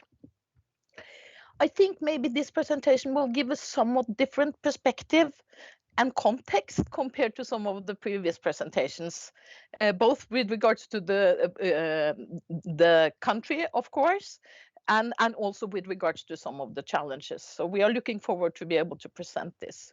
You can see there are a number of partners involved in the work we are doing on drug shortages, but for now, we are focusing on the COVID and supply chain task force projects. So just very quickly on the background for this project. What we have seen is that drugs or medicine and vaccine shortages, that has been increasing and an increasing problem also pre-COVID. So it didn't happen with COVID. It's been a problem globally for a long time, not only in low-income countries, but also in high-income countries. Part of the reason is that if we look at these supply chains, they are very complex with a lot of actors involved. They are also very global, stretching from one part of the world to the other. And they are vulnerable in terms of there are few suppliers, for example, particularly of active pharmaceutical ingredients, which makes them vulnerable even to small disruptions, let alone COVID-19. So very quickly on the some of the things that we are working on. So I said I come from logistics, and one of the themes or the research areas really coming up here is supply chain risk management. And here I'm simply showing you some examples of what we call risk mitigation strategies in supply chain risk management, but which we often call interventions when it comes to medical supply chains. So here, I'm not going to go through all of this, obviously, because we don't have time, just showing that a few of the examples that we are working on within this project, as well as the bigger mother project on drug shortages, is linked to stockpiling, strategic stocks around the world, emergency stocks, as someone also like to call them. We are looking into the effects of collaboration is another example. And also the point about having flexible supply bases, both in terms of transport and in terms of suppliers of raw materials and equipment. So it's in a way linked to the first presentation we had today in today's seminar. So what we are looking at in general is to what extent can we actually prepare in terms of how can we build our supply chains so they are not too much affected by smaller and bigger disruptions. So that is linked to what can we do before proactively preventing shortages. But then again, as we've seen also many examples of from today's presentations, is that you also have to respond if you were not well prepared or you couldn't be well prepared. Well, you have to come up with interventions. So then we talk more about strategies to cope and recover. So very quickly on the project before I leave it to my colleagues here, is that what we are looking at in this project is really the direct and indirect effects of COVID-19 on vaccine and medicine supply chains. And what can be done in terms of these interventions I was just talking about. So if we look at, some of the bubbles I have in my presentation here, we look at disruptions both in terms of supply. We had numerous examples during the seminar today, but it could be like closed borders, lack of transport, ban on export of medicines or ingredients, as we've seen many examples of when it comes to COVID. But it's also related to disruptions in supply, in demand. So in terms of increased demand for COVID treatment, medicines and vaccines and so on. So we're trying to connect these and looking at what can actually be done in terms of interventions. We have now 3 sub-projects going on. One is on the effect on routine childhood immunization in Ethiopia. The other one is really taking also comparing different countries, 6 European countries and Ethiopia, when it comes to the effect on the paracetamol supply chain. And then we have, last but not least, the effect it might have had on chronic disease medicine supply shortages. And by that, I'm going to leave it to my colleagues with this video link. So let's now try to see if we can make this happen. Based on your original time, good morning, good afternoon, and good evening to all of our participants. I'm Sagai from Ethiopia. 1 year ago, we were searching for secondary published and great literatures related to the impact of COVID-19 on pharmaceutical supply chain. We were wondering about and expecting the shortage of personal protective equipment and paracetamol products, as they are directly used for prevention of COVID-19 transmission, as well as for management of symptoms. Immediately on mass media and at health facilities, patients who need drugs for their chronic illness started to complain about the problem of accessibility across the globe. Following this, we started to think about the knock-on effects of the pandemic on those essential medicines. Here, we want to discuss how COVID-19 pandemic affected the pharmaceutical supply chain, specifically on the availability of selected chronic disease medicine as service delivery points in Ethiopia. This will allow us to define the number of action points and plan for further work. With regard to pharmaceutical market in Ethiopia, its growth rate was reported to reach up to 25% per year. More than 70% of Ethiopian annual pharmaceutical consumption is imported from other countries. The majority of these imports, including active pharmaceutical ingredients, are from China and the Indian pharmaceutical market, which are the epicenter for COVID-19. As all of the pharma industries in Ethiopia depends on the APIs imported from these countries, the available local pharmaceutical production will not meet even the limited amount, which is less than 20% of the local production. Due to these ripple effects of the pandemic on pharmaceutical supply chain, World Health Organization released interim report following the pandemic. Accordingly, the cost of ART drugs increased by 25%. The pandemic also affected the clinical service for chronic diseases. And limited number of countries, less than 20% allocated additional funding, including for the supply of the medicine. Based on these, we have tried to assess and know the challenges facing the logistics systems and stock status, inventory management related to the chronic disease medicines in Ethiopia. The study was conducted in 26 hospitals and 2 government pharmaceutical supply agencies found in 7 zonal administration of Ethiopia. It was a cross-sectional phenomenological data of 20 months from May 2019 to December 2020, which was 8 months pre-COVID time and 12 months during COVID time. We used logistic indicator assessment tool and inventory management assessment tool for quantitative data, as well as we used the question adapted from logistic system assessment tool for qualitative key informant interview. With regard to our preliminary findings, as depicted in this graph, the average monthly order fill rates for the selected product ranged from 43% to 85%. During pre-COVID time, the order fill rates was greater than 70%.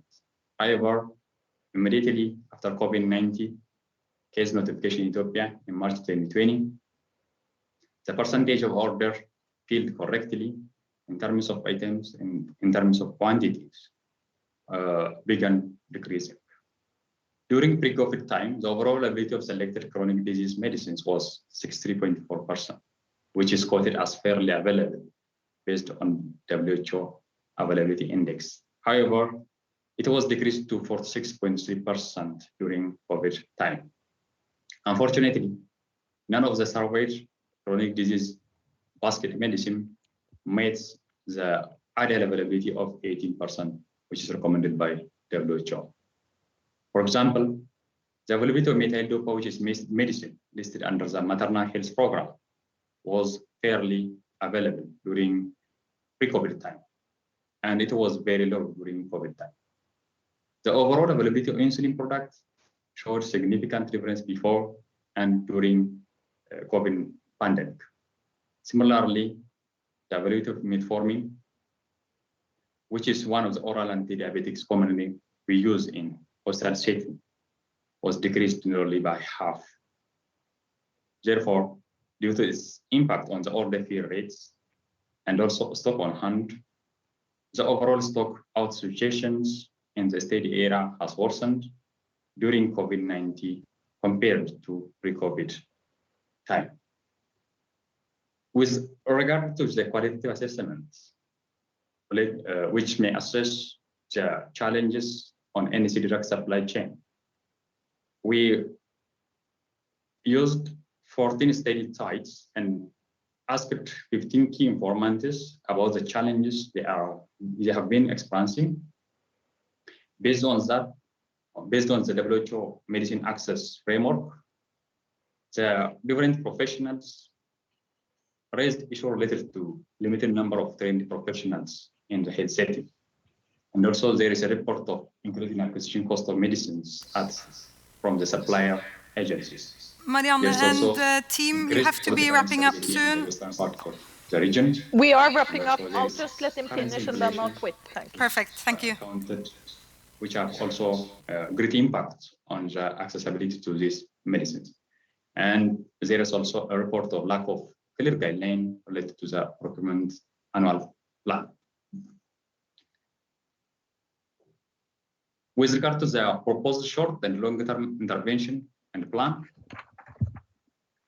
our key informant emphasized on the importance of information technology support and also e-procurement system, which are currently ongoing in the country.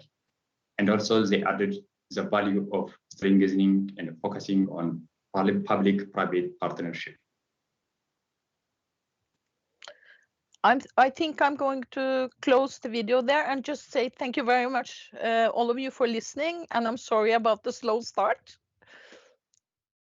Thank you so much, and thank you to the Ethiopian team as well. It's just a joy to see the chat here going on, and it's so nice to have you joining us. So, and I know also now that Sven Erik Mamelund is able to connect. So, Sven Erik, Professor at Oslo Met, please start your introduction, and please also be time quicks because or time efficient, because we have had some technical problems and the time is running out. So Sven Erik, the floor is yours.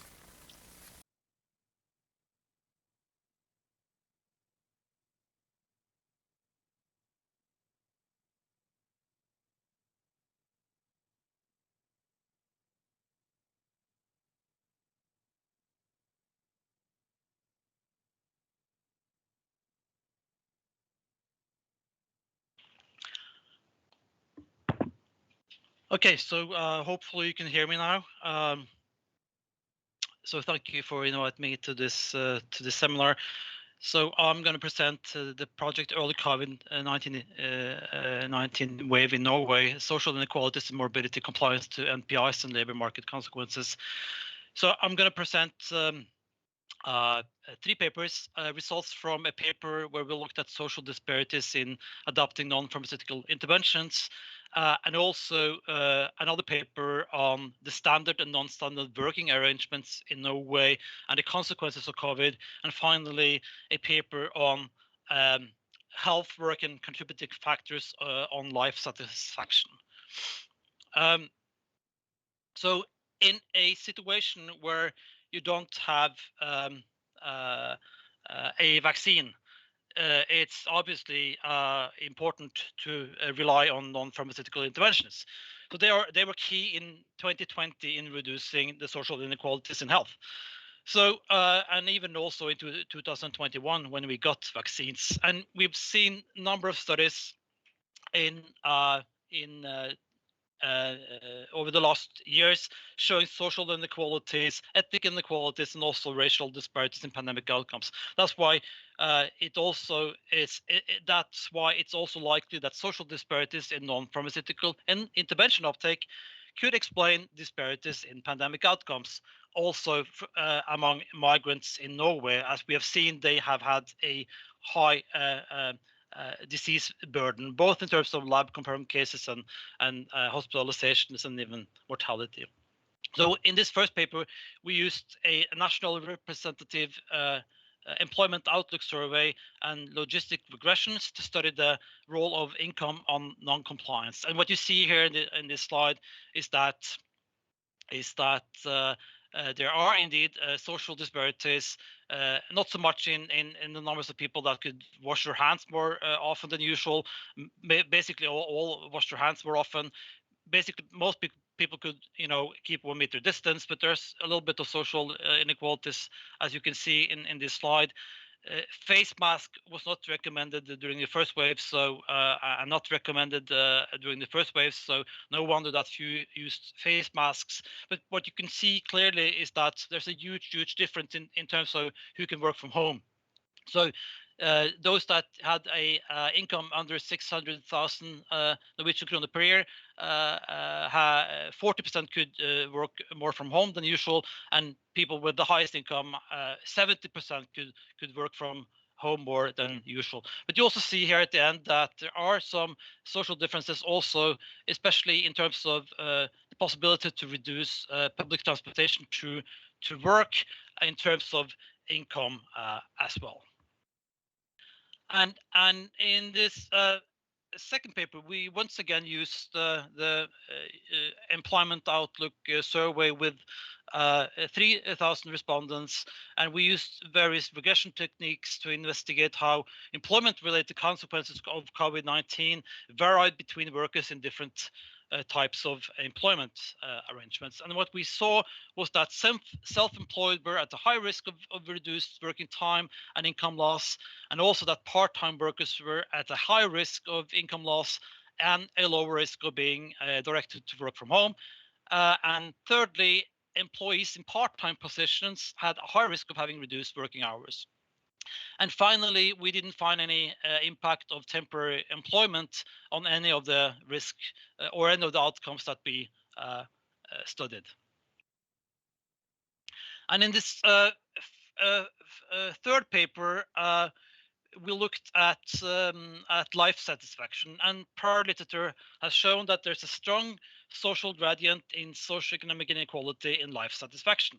So in this third paper, we once again used the Employment Outlook survey for 2019 and also for 2020, and used so-called propensity score matching and skew T regression models to study the relationship between self-reported health and life satisfaction before COVID, that was in 2019, and during the COVID-19 pandemic in 2020, and also looked at the role of work in explaining the health life satisfaction relationship.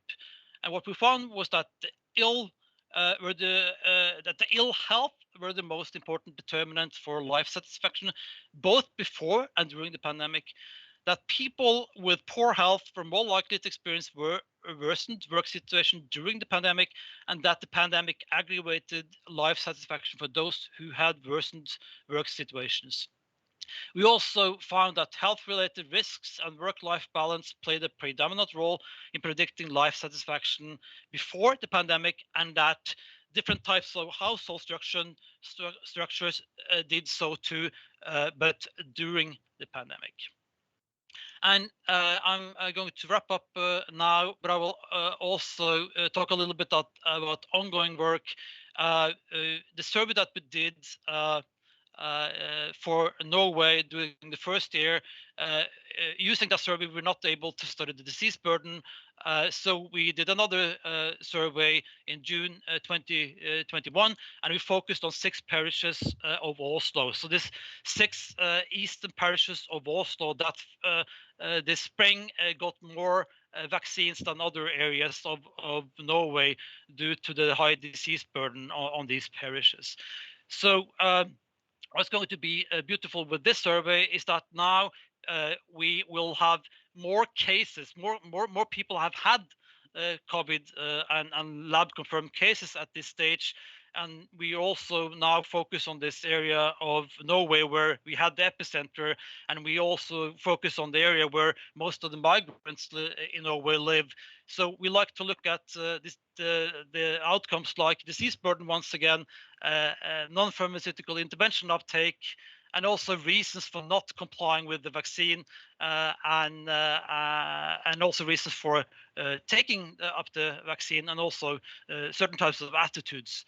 And we will look at migrant status, family history of vaccination, socioeconomic status variables, household structure, and also we have asked questions about multi-generational households, persons per square meter in different households and apartments, such that we can look at the impact of crowding, and also look at the role of comorbidities, source of information about COVID, and also mode of transportation to work, occupational exposure, and so on, in order to sort of better explain also why the migrants in Norway have paid such a high toll during the pandemic. And I'll stop there, and I apologize for not being able to log on to at 11 when I was supposed to. Thank you so much.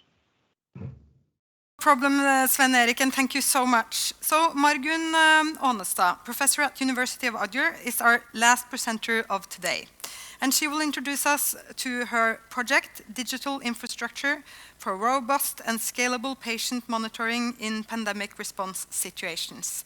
So Margunn, welcome. Thank you. Can you see my presentation? Yes. Good. So, yes, I'm the leader for the Center for eHealth at the University of Agder, which is a research priority center, and we deal with digital healthcare technologies. And the project keywords are digital infrastructure and patient monitoring. So the concept here is to patient can stay out of hospital and still be safe because they're digitally monitored. Such a solution was offered within 1 week of the lockdown in the Agder region. We thought then that we should shield hospitals for being overrun. And with these solutions, patients diagnosed with COVID-19 could still stay home if they were not too ill, of course. And they would register symptoms daily or twice daily, and somebody would monitor this development of the disease. This was possible, this quick response was possible because the university, the hospital, and the municipalities had already collaborated for more than 10 years on such a technology. Digital home monitoring is in use for patients living with chronic diseases, COPD, diabetes, cardiovascular diseases. So the technology was known, and also the organizational infrastructure was in place. Telemedicine Central, staffed with nurses who would follow up patients. In addition to the University of Agder and the healthcare partners, we have 3 technology partners. Siemens Healthcare, who delivers the technology.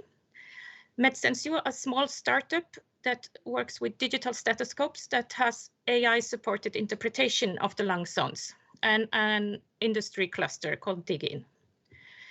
We had, as a motivation for the project, we wanted both to do a more proper evaluation of this very quickly deployed tool, so a short-term perspective. So we have 2 packages oriented to the short term.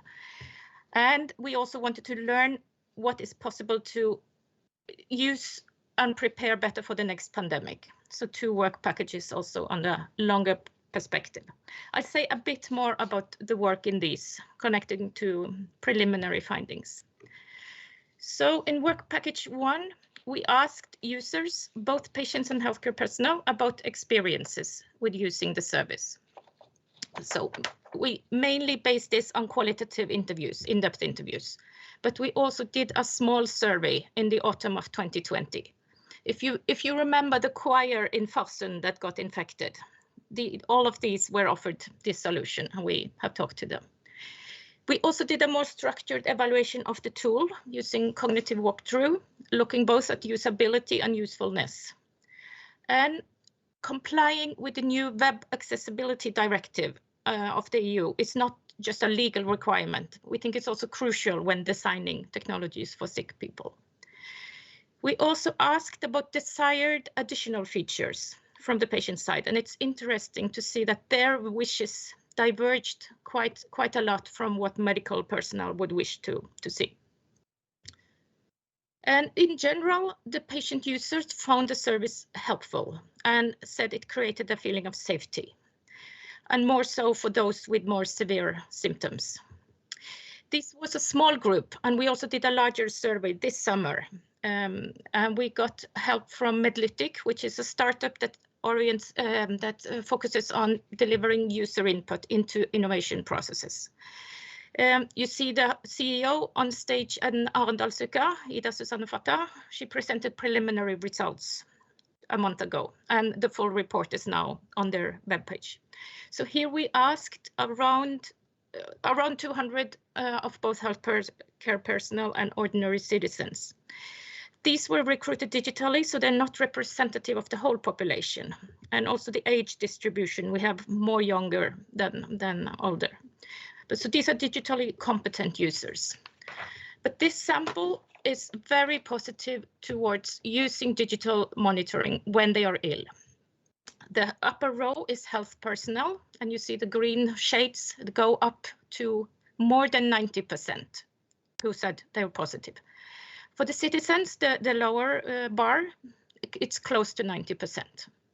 Still, a few municipalities in Norway have offered digital home care for COVID patients, but there is a willingness in the population. Likewise, when we asked if about the registration of symptoms and measurements, most respondents found that this would be acceptable and feasible in terms of workload. Again, healthcare personnel more positive than citizens. The same picture is when we ask about concerns for information security. In work package 2, we address, still with a short-term orientation, we address the barriers in the digital infrastructure. Those of you who work in healthcare know that information does not flow as we wish it to do. And if you have 5 or 10 patients on this monitoring tool, you can live with manual processes and copy and paste information into the electronic patient record. But if we think forward towards a scalable solution for hundreds or thousands of patients, we need to think about integration. So in the project, we worked with integration to Velferdsteknologisk knutepunkt, so that data can flow into the EPR system, and with Kjernejournal, so that the reports can be generated and shared with other health personnel. We also worked with making the infrastructure plug and play ready for additional devices. And here is where the digital stethoscope comes in.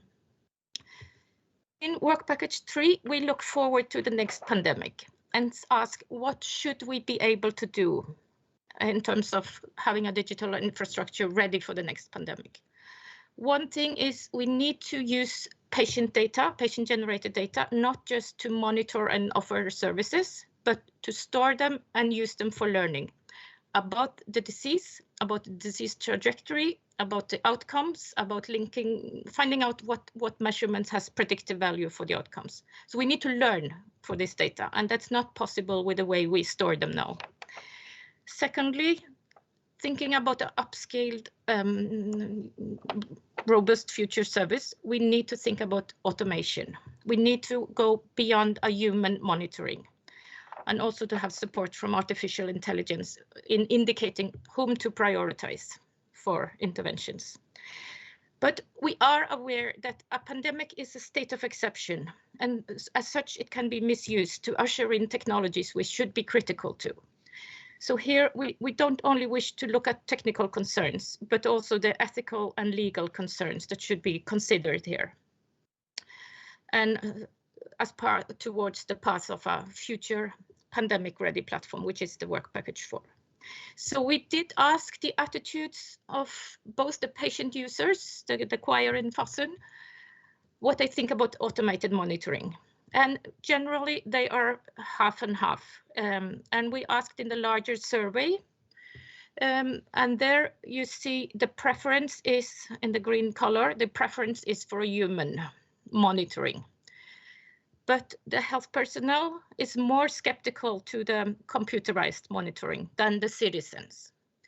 And these are the rationales given for these two groups, and the breakup and comparison more in detail is what we're working on now. So I don't have very precise data. I have some indications, but not precise. But overall, we hope that the project can help us describe what would be a future solution where digital monitoring can play a part in this, and a service and an infrastructure that supports that. So thank you for the... Thank you so much, Margunn.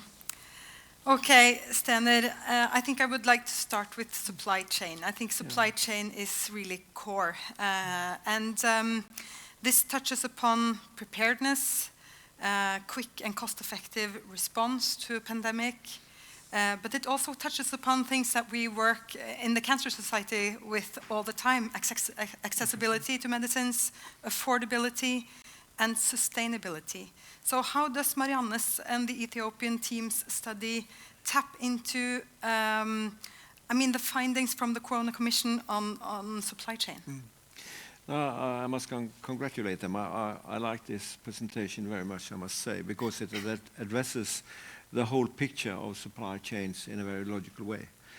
We discussed this a lot in the Commission, of course we did, because we saw that weaknesses up front, before it started, were accentuated during this, say, pandemic. But I think that the beauty of this study is that you compare the situation in a country with bigger difficulties with our own to illustrate the vulnerability of the whole system worldwide, and to illustrate this is of great value.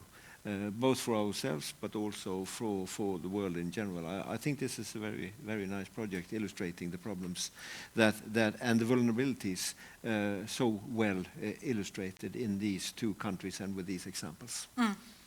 So I would like to go to you, Marianne, as Stener talks about which key differences between emerging economies and Norway are, to your experience, relevant for a consistent supply chain during a pandemic. Could you please elaborate on that?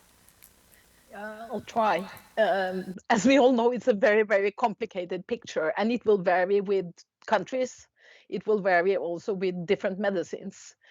But what we've seen, because we've been studying humanitarian supply chains for quite some time, you know, in low-income countries, and what we can, one general picture is that, you know, distribution of medicines and vaccines in low-income countries poses a big problem in normal times, whereas in our country, distribution of the medicines is not the key point, right? Whereas here, what we see here now, starting with also non-COVID research in terms of drug shortage, is that the procurement side and you know, the inbound side in terms of getting hold of the right medicines to the right price poses also a challenge in countries like ours. So, but this is obviously, you know, based on some examples. But if we look at the research in total on drug shortages, we can see that it's very much a focus on the distribution part and the funding part in low-income countries, whereas here it's focusing on other aspects in terms of pricing and regulations. I could go on, but I'm not. No, but I mean, this study is impressive in so many ways, but it also has to be challenging when collecting data in a situation like this. And could you really reflect a bit on that also? How reduced mobility and isolation has really played into part when you're doing this study? I have to ask on behalf of Tsegaya and Seleke, who are really with their team in Jimma University in Ethiopia now, who've done this study. They should have been there to answer themselves, but we can discuss it more in the afterwards as well. So I have to say we've been working together now for the past, well, since we started the project, trying to identify what we wanted to look at when we started off May last year.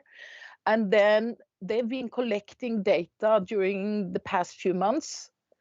And in Ethiopia, as we all know, it's not only an ongoing pandemic, it's an ongoing conflict as well.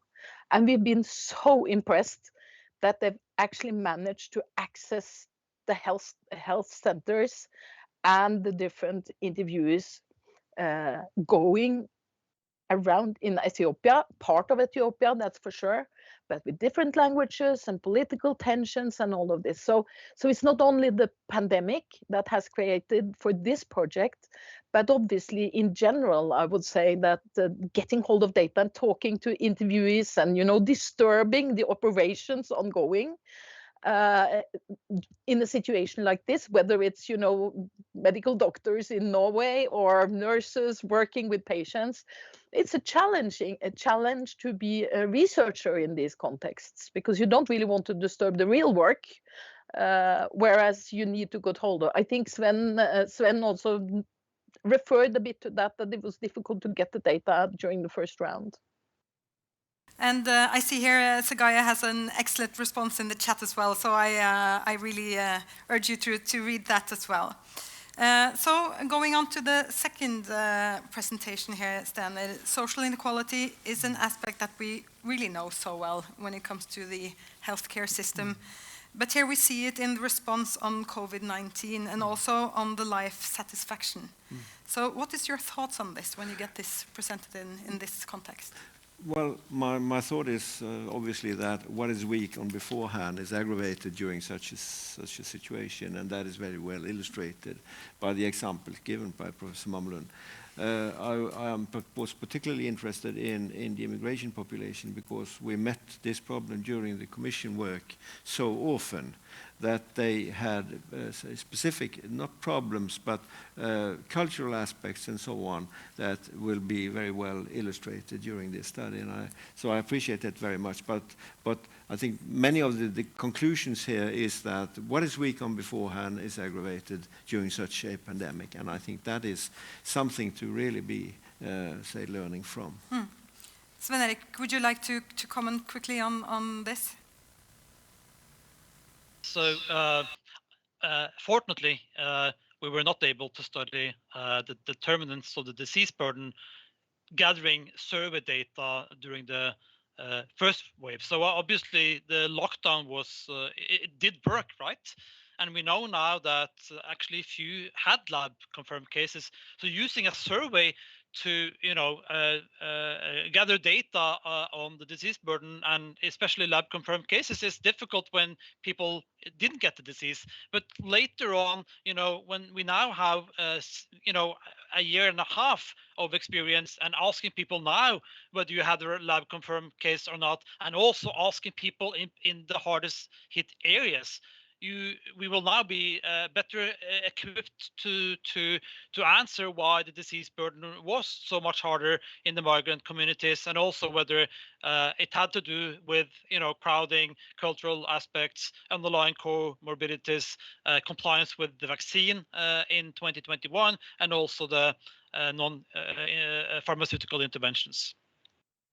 Could I make a comment, Professor Hammarlund? I think that what you're saying is absolutely true, but I would like to add that I think that the influence of the lockdown itself aggravates the same differences.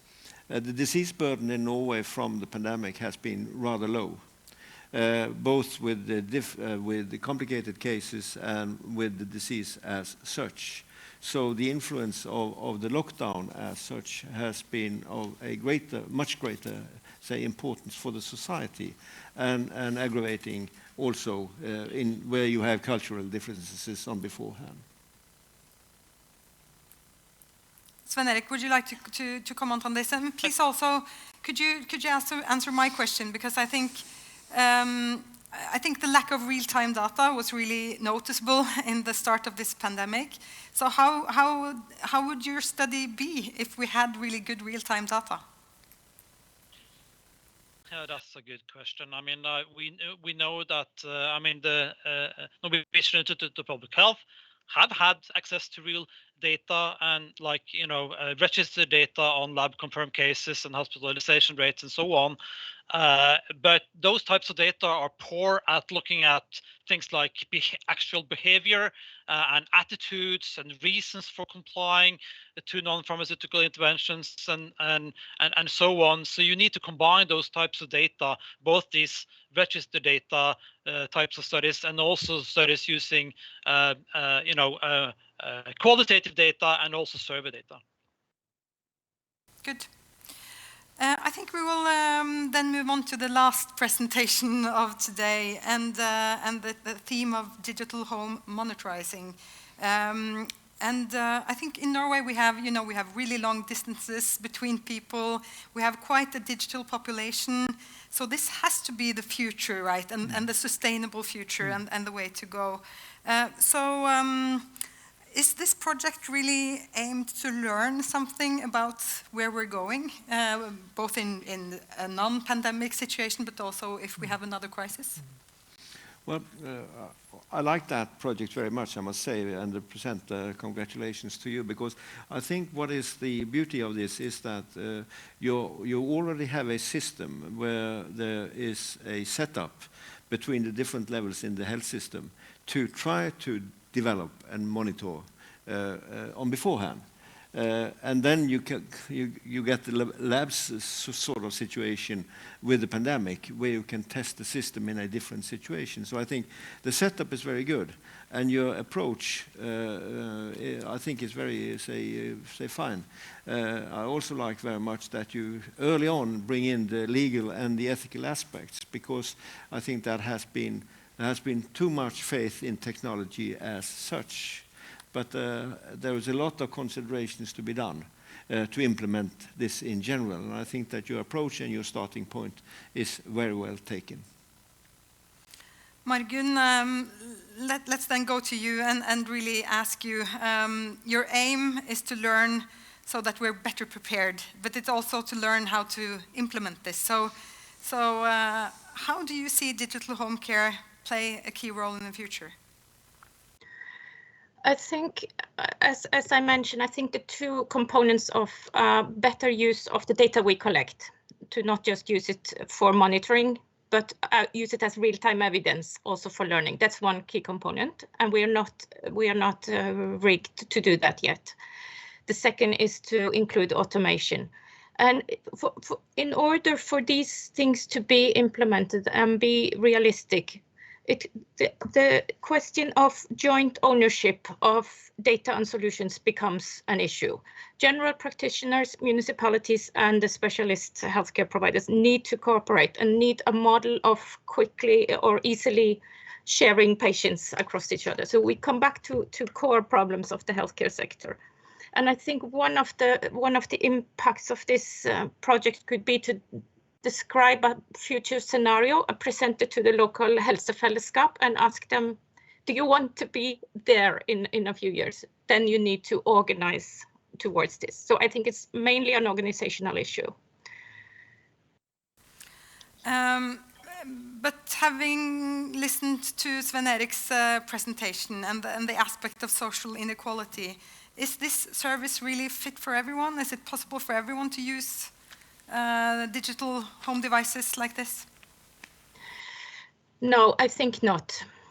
I think we would need to think about differentiating digital healthcare services for the future, and to keep an option to use face-to-face or non-digital services for those who cannot use digital. We do see that also introducing e-health solutions does aggravate inequalities in the population. We also have other projects on that topic. So I think some people would prefer this service, others would not. But let's offer it to those that would prefer it. Let's offer it to those that has mild symptoms, and let's offer a possibility to escalate either automatically or by the patient themselves to switch to other services. We cannot do this, only this. I don't think so. And that touches upon the people's attitude towards digital home care as well. And I thought that was really interesting in your presentation, seeing that, and we know this from the Cancer Society, people are really positive to having a digital way to communicate or monitorize and also be active in their own health situation. But you also showed that healthcare workers are not as positive as the patients. Could you really go a bit more in depth into that? How the people's attitudes are different? Yeah, we do see a different logic in the argumentation. Health personnel emphasize klinisk skjønn, I mean the clinical competency, as very important. While the patients that prefer a human contact, they emphasize communication and relation and the need for feeling safe. So there are different reasons to choose those two. Also, I think it's the reasons for choosing the machine, so to say, are also very different. Saying we don't expect health personnel to be available; they're too busy, and also reasons like they're subjective. We want an objective assessment by the machine. So it's a collection of very different rationales. And we haven't yet this systematic thing, but also the way people reason is very interesting to see. Some think about themselves when they are ill. Others think of other patients. What about other patients? Others think about the health system as a whole. So I'm really looking forward to delving more deeply into these responses. Thank you so much, Margunn. It's really interesting to hear about your study. So Stene, wrapping up this third session, we've touched upon really key aspects in the healthcare response or the healthcare situation on COVID-19. Supply chain, social inequality, digital home monitoring. It's three huge areas to dive into. So what are your thoughts wrapping this up? No, my thought is that these are relevant and good projects. I would say, if I take it back to the Corona Commission work and conclusion, is that here are relevant information that will improve the possibility of being better prepared. I think that this can also be a benefit for the society in general under non-pandemic situations, because these are sort of general or useful aspects. But I think that preparedness and to try to implement consequences of these studies into the society with regard to the preparedness versus a crisis like a new pandemic would be my first sort of comment. The other thing is that we probably learn here many things that are absolutely of relevance in daily life. And the use of health technology and the communication and the monitoring issue with chronic diseases, I mean, the situation with chronic diseases and the demography says and tells us that this is not sustainable. We have to do it in new ways. And the borderlines here between technology and standard ways of working are aspects that has to be worked on anyway. So I think this will be useful in with many sort of aspects. Yes. I completely agree. So this wraps up the third session, and onto the stage again is Ole Johan Sveinung. Welcome back. So we will use a couple of minutes now to really reflect together and think about the broad spectrum of themes that we've touched upon today, and also it's a possibility for us to ask more questions to the presenters if we would like that. But I would like to really go back, Ole Johan, to when this all started, because when the Research Council rigged this call, it was really short time limits and everything went really fast. And I would like to ask you, what did you expect making this call in this situation? And when you've listened in today, what are your reflections on the value? To be frank, we had no idea. We had hopes. And just to put a few dates out there, it took us less than a week from one day we got the first positive case in Tromsø. The day after, we started to discuss, should we, as a research council, do something about it? And then 7 days later, the call was out. We had allocated 30 million Norwegian crowns. 10 days later, we had the first deadline on a pre-project, a sketch, and honestly, we had no idea. However, we were shocked. The phones, they were glowing. The media, they were on us immediately. When we turned on the internet and read the papers, you saw all these cases coming up from the universities and high schools all around the country. And we received 128 pre-projects. That's a lot in 10 days on a topic that nobody had worked before. Not a single Norwegian, well, that's almost nobody had worked on before. And then we had to process all these kind of pre-applications very fast, and we immediately understood that 30 million Norwegian crowns, that would be almost nothing. So then Sveinung, the Trond Mohn Foundation, called us.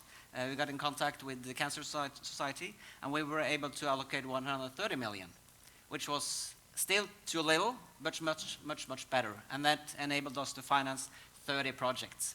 And to me, in that beginning, I was unsure whether the Norwegian research community or the research system were able to respond so quickly to a situation like this. And when they did, that warmed us very much. That the research system, the researchers all across the country, from the institute sectors to the high schools to the universities and the business sectors, that they all wanted to contribute. They wanted to use their infrastructure, use their knowledge to do research. So in that sense, if the pandemic were a stress test, the research community in Norway, they did very well. Yeah, and It's really, I think you can find different reasons for that response. But Sveinung, looking from your point of view, what kind of reasons do we have for the academia to really step up in a pandemic situation? Yeah, let me just first follow up on that, because we had a similar experience to you. We observed what was happening, and we asked ourselves that we cannot be indifferent to this.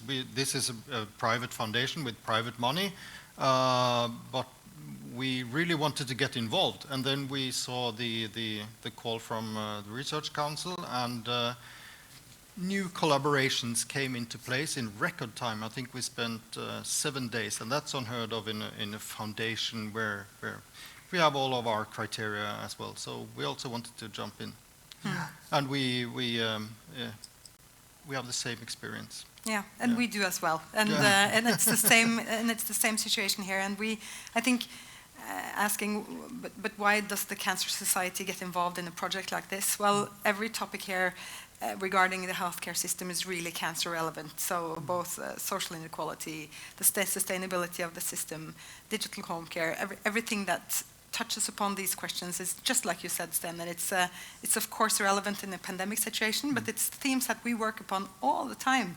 So the findings are really key to our cause. Yeah, and I can say from our point of view that instead of asking a question, I can state that we're really inspired by this kind of new collaboration. So we will be hanging on there. So, and if new situations arise that calls for concurrent or research to meet a challenge where research might be the answer, I think I know that we will be ready to continue with the unusual collaborations, because that's a good thing. Yeah, I think it's a good thing too. Okay, but being just a bit critical then, Sten, we see a really broad sense of themes here. So, and I mean, the call is quite broad, and it touches upon different areas of society in a pandemic situation. So, is it a problem that it's so scattered? Would it be better if it was more pointed? Is it something to learn here if we are going to collaborate in a future way like this? I agree with you, those questions should be asked, but I think it is even more relevant to ask them afterwards, because then you learn and see how the projects performed and what we got out of it. I think that the sort of the enormous force in the situation, I mean, it's absolutely incredible that a new virus where the whole world is immune, naive, we are overwhelmed. And a whole society, well, we are only 5.4 million, but it's an incredible laboratory situation, and not taking the opportunity to try to learn from this. Also, again, going back to the Corona Commission's work to see that there were so many sort of weak points in the preparedness that it would be a lost opportunity not to join in. If everything is high quality, and so we will know afterwards. I think it's due time. Or Julian, did you want to comment on that? No, I think it's due time to really take a round here and ask you, or ask all of us, what is the take-home message after a day like this? What do you take home, Sveinung? I take home the breadth and the depth of all the projects going on, and it's a bit overwhelming, and I'm asking myself the question, is there an extra value in maybe establishing some way of following up more long-term to get continued research on the best or the most useful or the highest quality projects, to follow them up in a situation that does not have the pandemic limitations or extreme working conditions, working under haste and all of that. That's what I'm asking myself. Would that be a good idea, or is it better to go back to a normal situation with normal prerequisites for research? So I think what we've heard today here is just another example of all the brilliant work going on. I agree. Julian? Well, I have two take-home messages. One is that it has been increasingly clear that the pandemic has been an enabler. it has made us do something we should have done for many, many years. For example, what we do today regarding digital communication with the healthcare system, that we should have done years ago. And that line of examples are growing very fast. So, strong enabler. This is the third webinar we are doing, and I think this is the first one where we really see real-world interesting data. And we have planned 3 more webinars, so that gives me great hope. Where are we in 3 webinars from now? And of course, as Stener started, we have a window, maybe 3 to 5 years, maybe even shorter, to adapt and really make the new way of doing things the new normal. So in what way can research make us keep doing what is the best thing and the best way to work? Stener, what do you take home after a day like this? My mind is filled with big perspectives, I must say. This has been very nice, and I think that the way you have handled this is absolutely credible. I think we learned something. No, my feeling is that there is a high degree of seriousness here, because I think we forgot the impact of the infectious diseases for 50 years. And now it's all over us again with the antibiotic resistance and the new virus sort of infections coming on. And it would not stop here. So preparedness and adjustment to that situation is very important. And this goes hand in hand with the climate changes. So everything is connected in a way. So we have to learn from this and try to understand how we can be better prepared and how we sort of do our priorities. And on top of that, we live longer and longer, and we have all sort of the common burdens of the demography and the communicable diseases, our common theme, the cancer situation. It is a very complex picture, and we have to sort of re-evaluate how we prioritize. And that is my strong feeling after 50 years with health businesses, that this is a time to think, rethink. Yes, I agree. It's been such an interesting day, and so many times during the last couple of hours I've been nodding and feeling like, yes, of course it's like this. But now you see it documented. If it's getting your package on the front step of your door, of course it was like that. But it affects a complete community, and the complexity of the communication when you get the presentation of the KOMP. Relations are complex, and that the findings are really complex to understand, but how interesting to see it documented and trying to figure out what is happening. And of course, these key questions on sustainability actually going forward is I think it's of great importance. So I have to also try not to repeat all the good things that you've said, but really thank everyone and all the presentations for being just so spot on. You said, Ole Johan, we have a couple of webinars to go. So just rounding up this session, what are your expectations going forward now? Because some of these researchers have studies going on, and we don't know the results yet. But are you hopeful for the next 2 webinars, Sveinung? Yes, absolutely.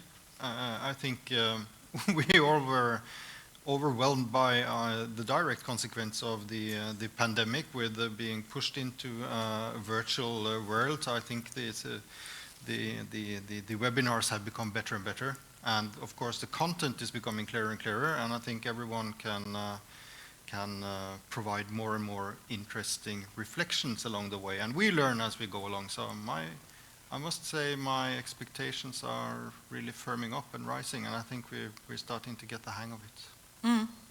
Ole Johan, do you have some concrete expectations going forward? Of course, I would like to see more data from the projects, but maybe even more important, I want to I want that all of you researchers doing COVID-19 research to also to take your data out in the public. Show your data, show the impact of your science.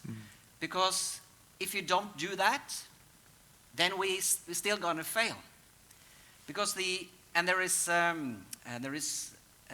nothing as good as solid research-based data. That is being trustworthy. It's being used by the politicians, used by all the decision makers. It's going to be used by the ones making the budget. And I mean, of course, the four of us, we can do a small part in that. But you guys, you are the ones doing the research. You are the ones that really need to carry that torch out there in the Norwegian society. Sveinung. Yeah, just very short comment, and that's a question to all the PIs, which I'm wondering about. I won't have an answer now, obviously, but is there still a special attention from the external world, from society, press, politicians, or are we just getting tired of COVID and want to move on? That's a good question to take into the next possible discussion that we're headed into after this wrapping up. But I just wanted to ask you, Steinar, before we go there, and the last comment from your side, how important is it that academia really brings these results so that we can change policies? Yeah. No, there's no other way, so to say. And the way they sort of publicize or transfer, or however, which way you want to see it, is absolutely needed. But I think also that wrapping up the experience from this round with regard to, as you say, preciseness, do we really hit the problem and so on, will be helpful in that context. But they are the implementers, so to say, the guys and all of them doing this. So I have the best of feelings. I think that this will help a lot. And I think that this way of communicating between the groups that have received these project money is very valuable.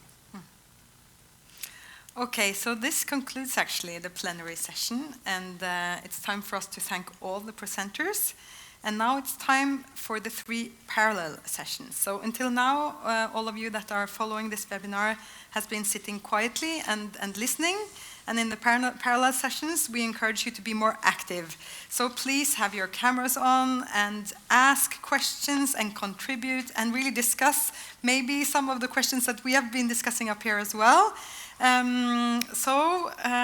You might be surprised actually in what kind of discussions that can bring us forward. So thank you very much for us from this stage, and good luck with the 3 parallel sessions.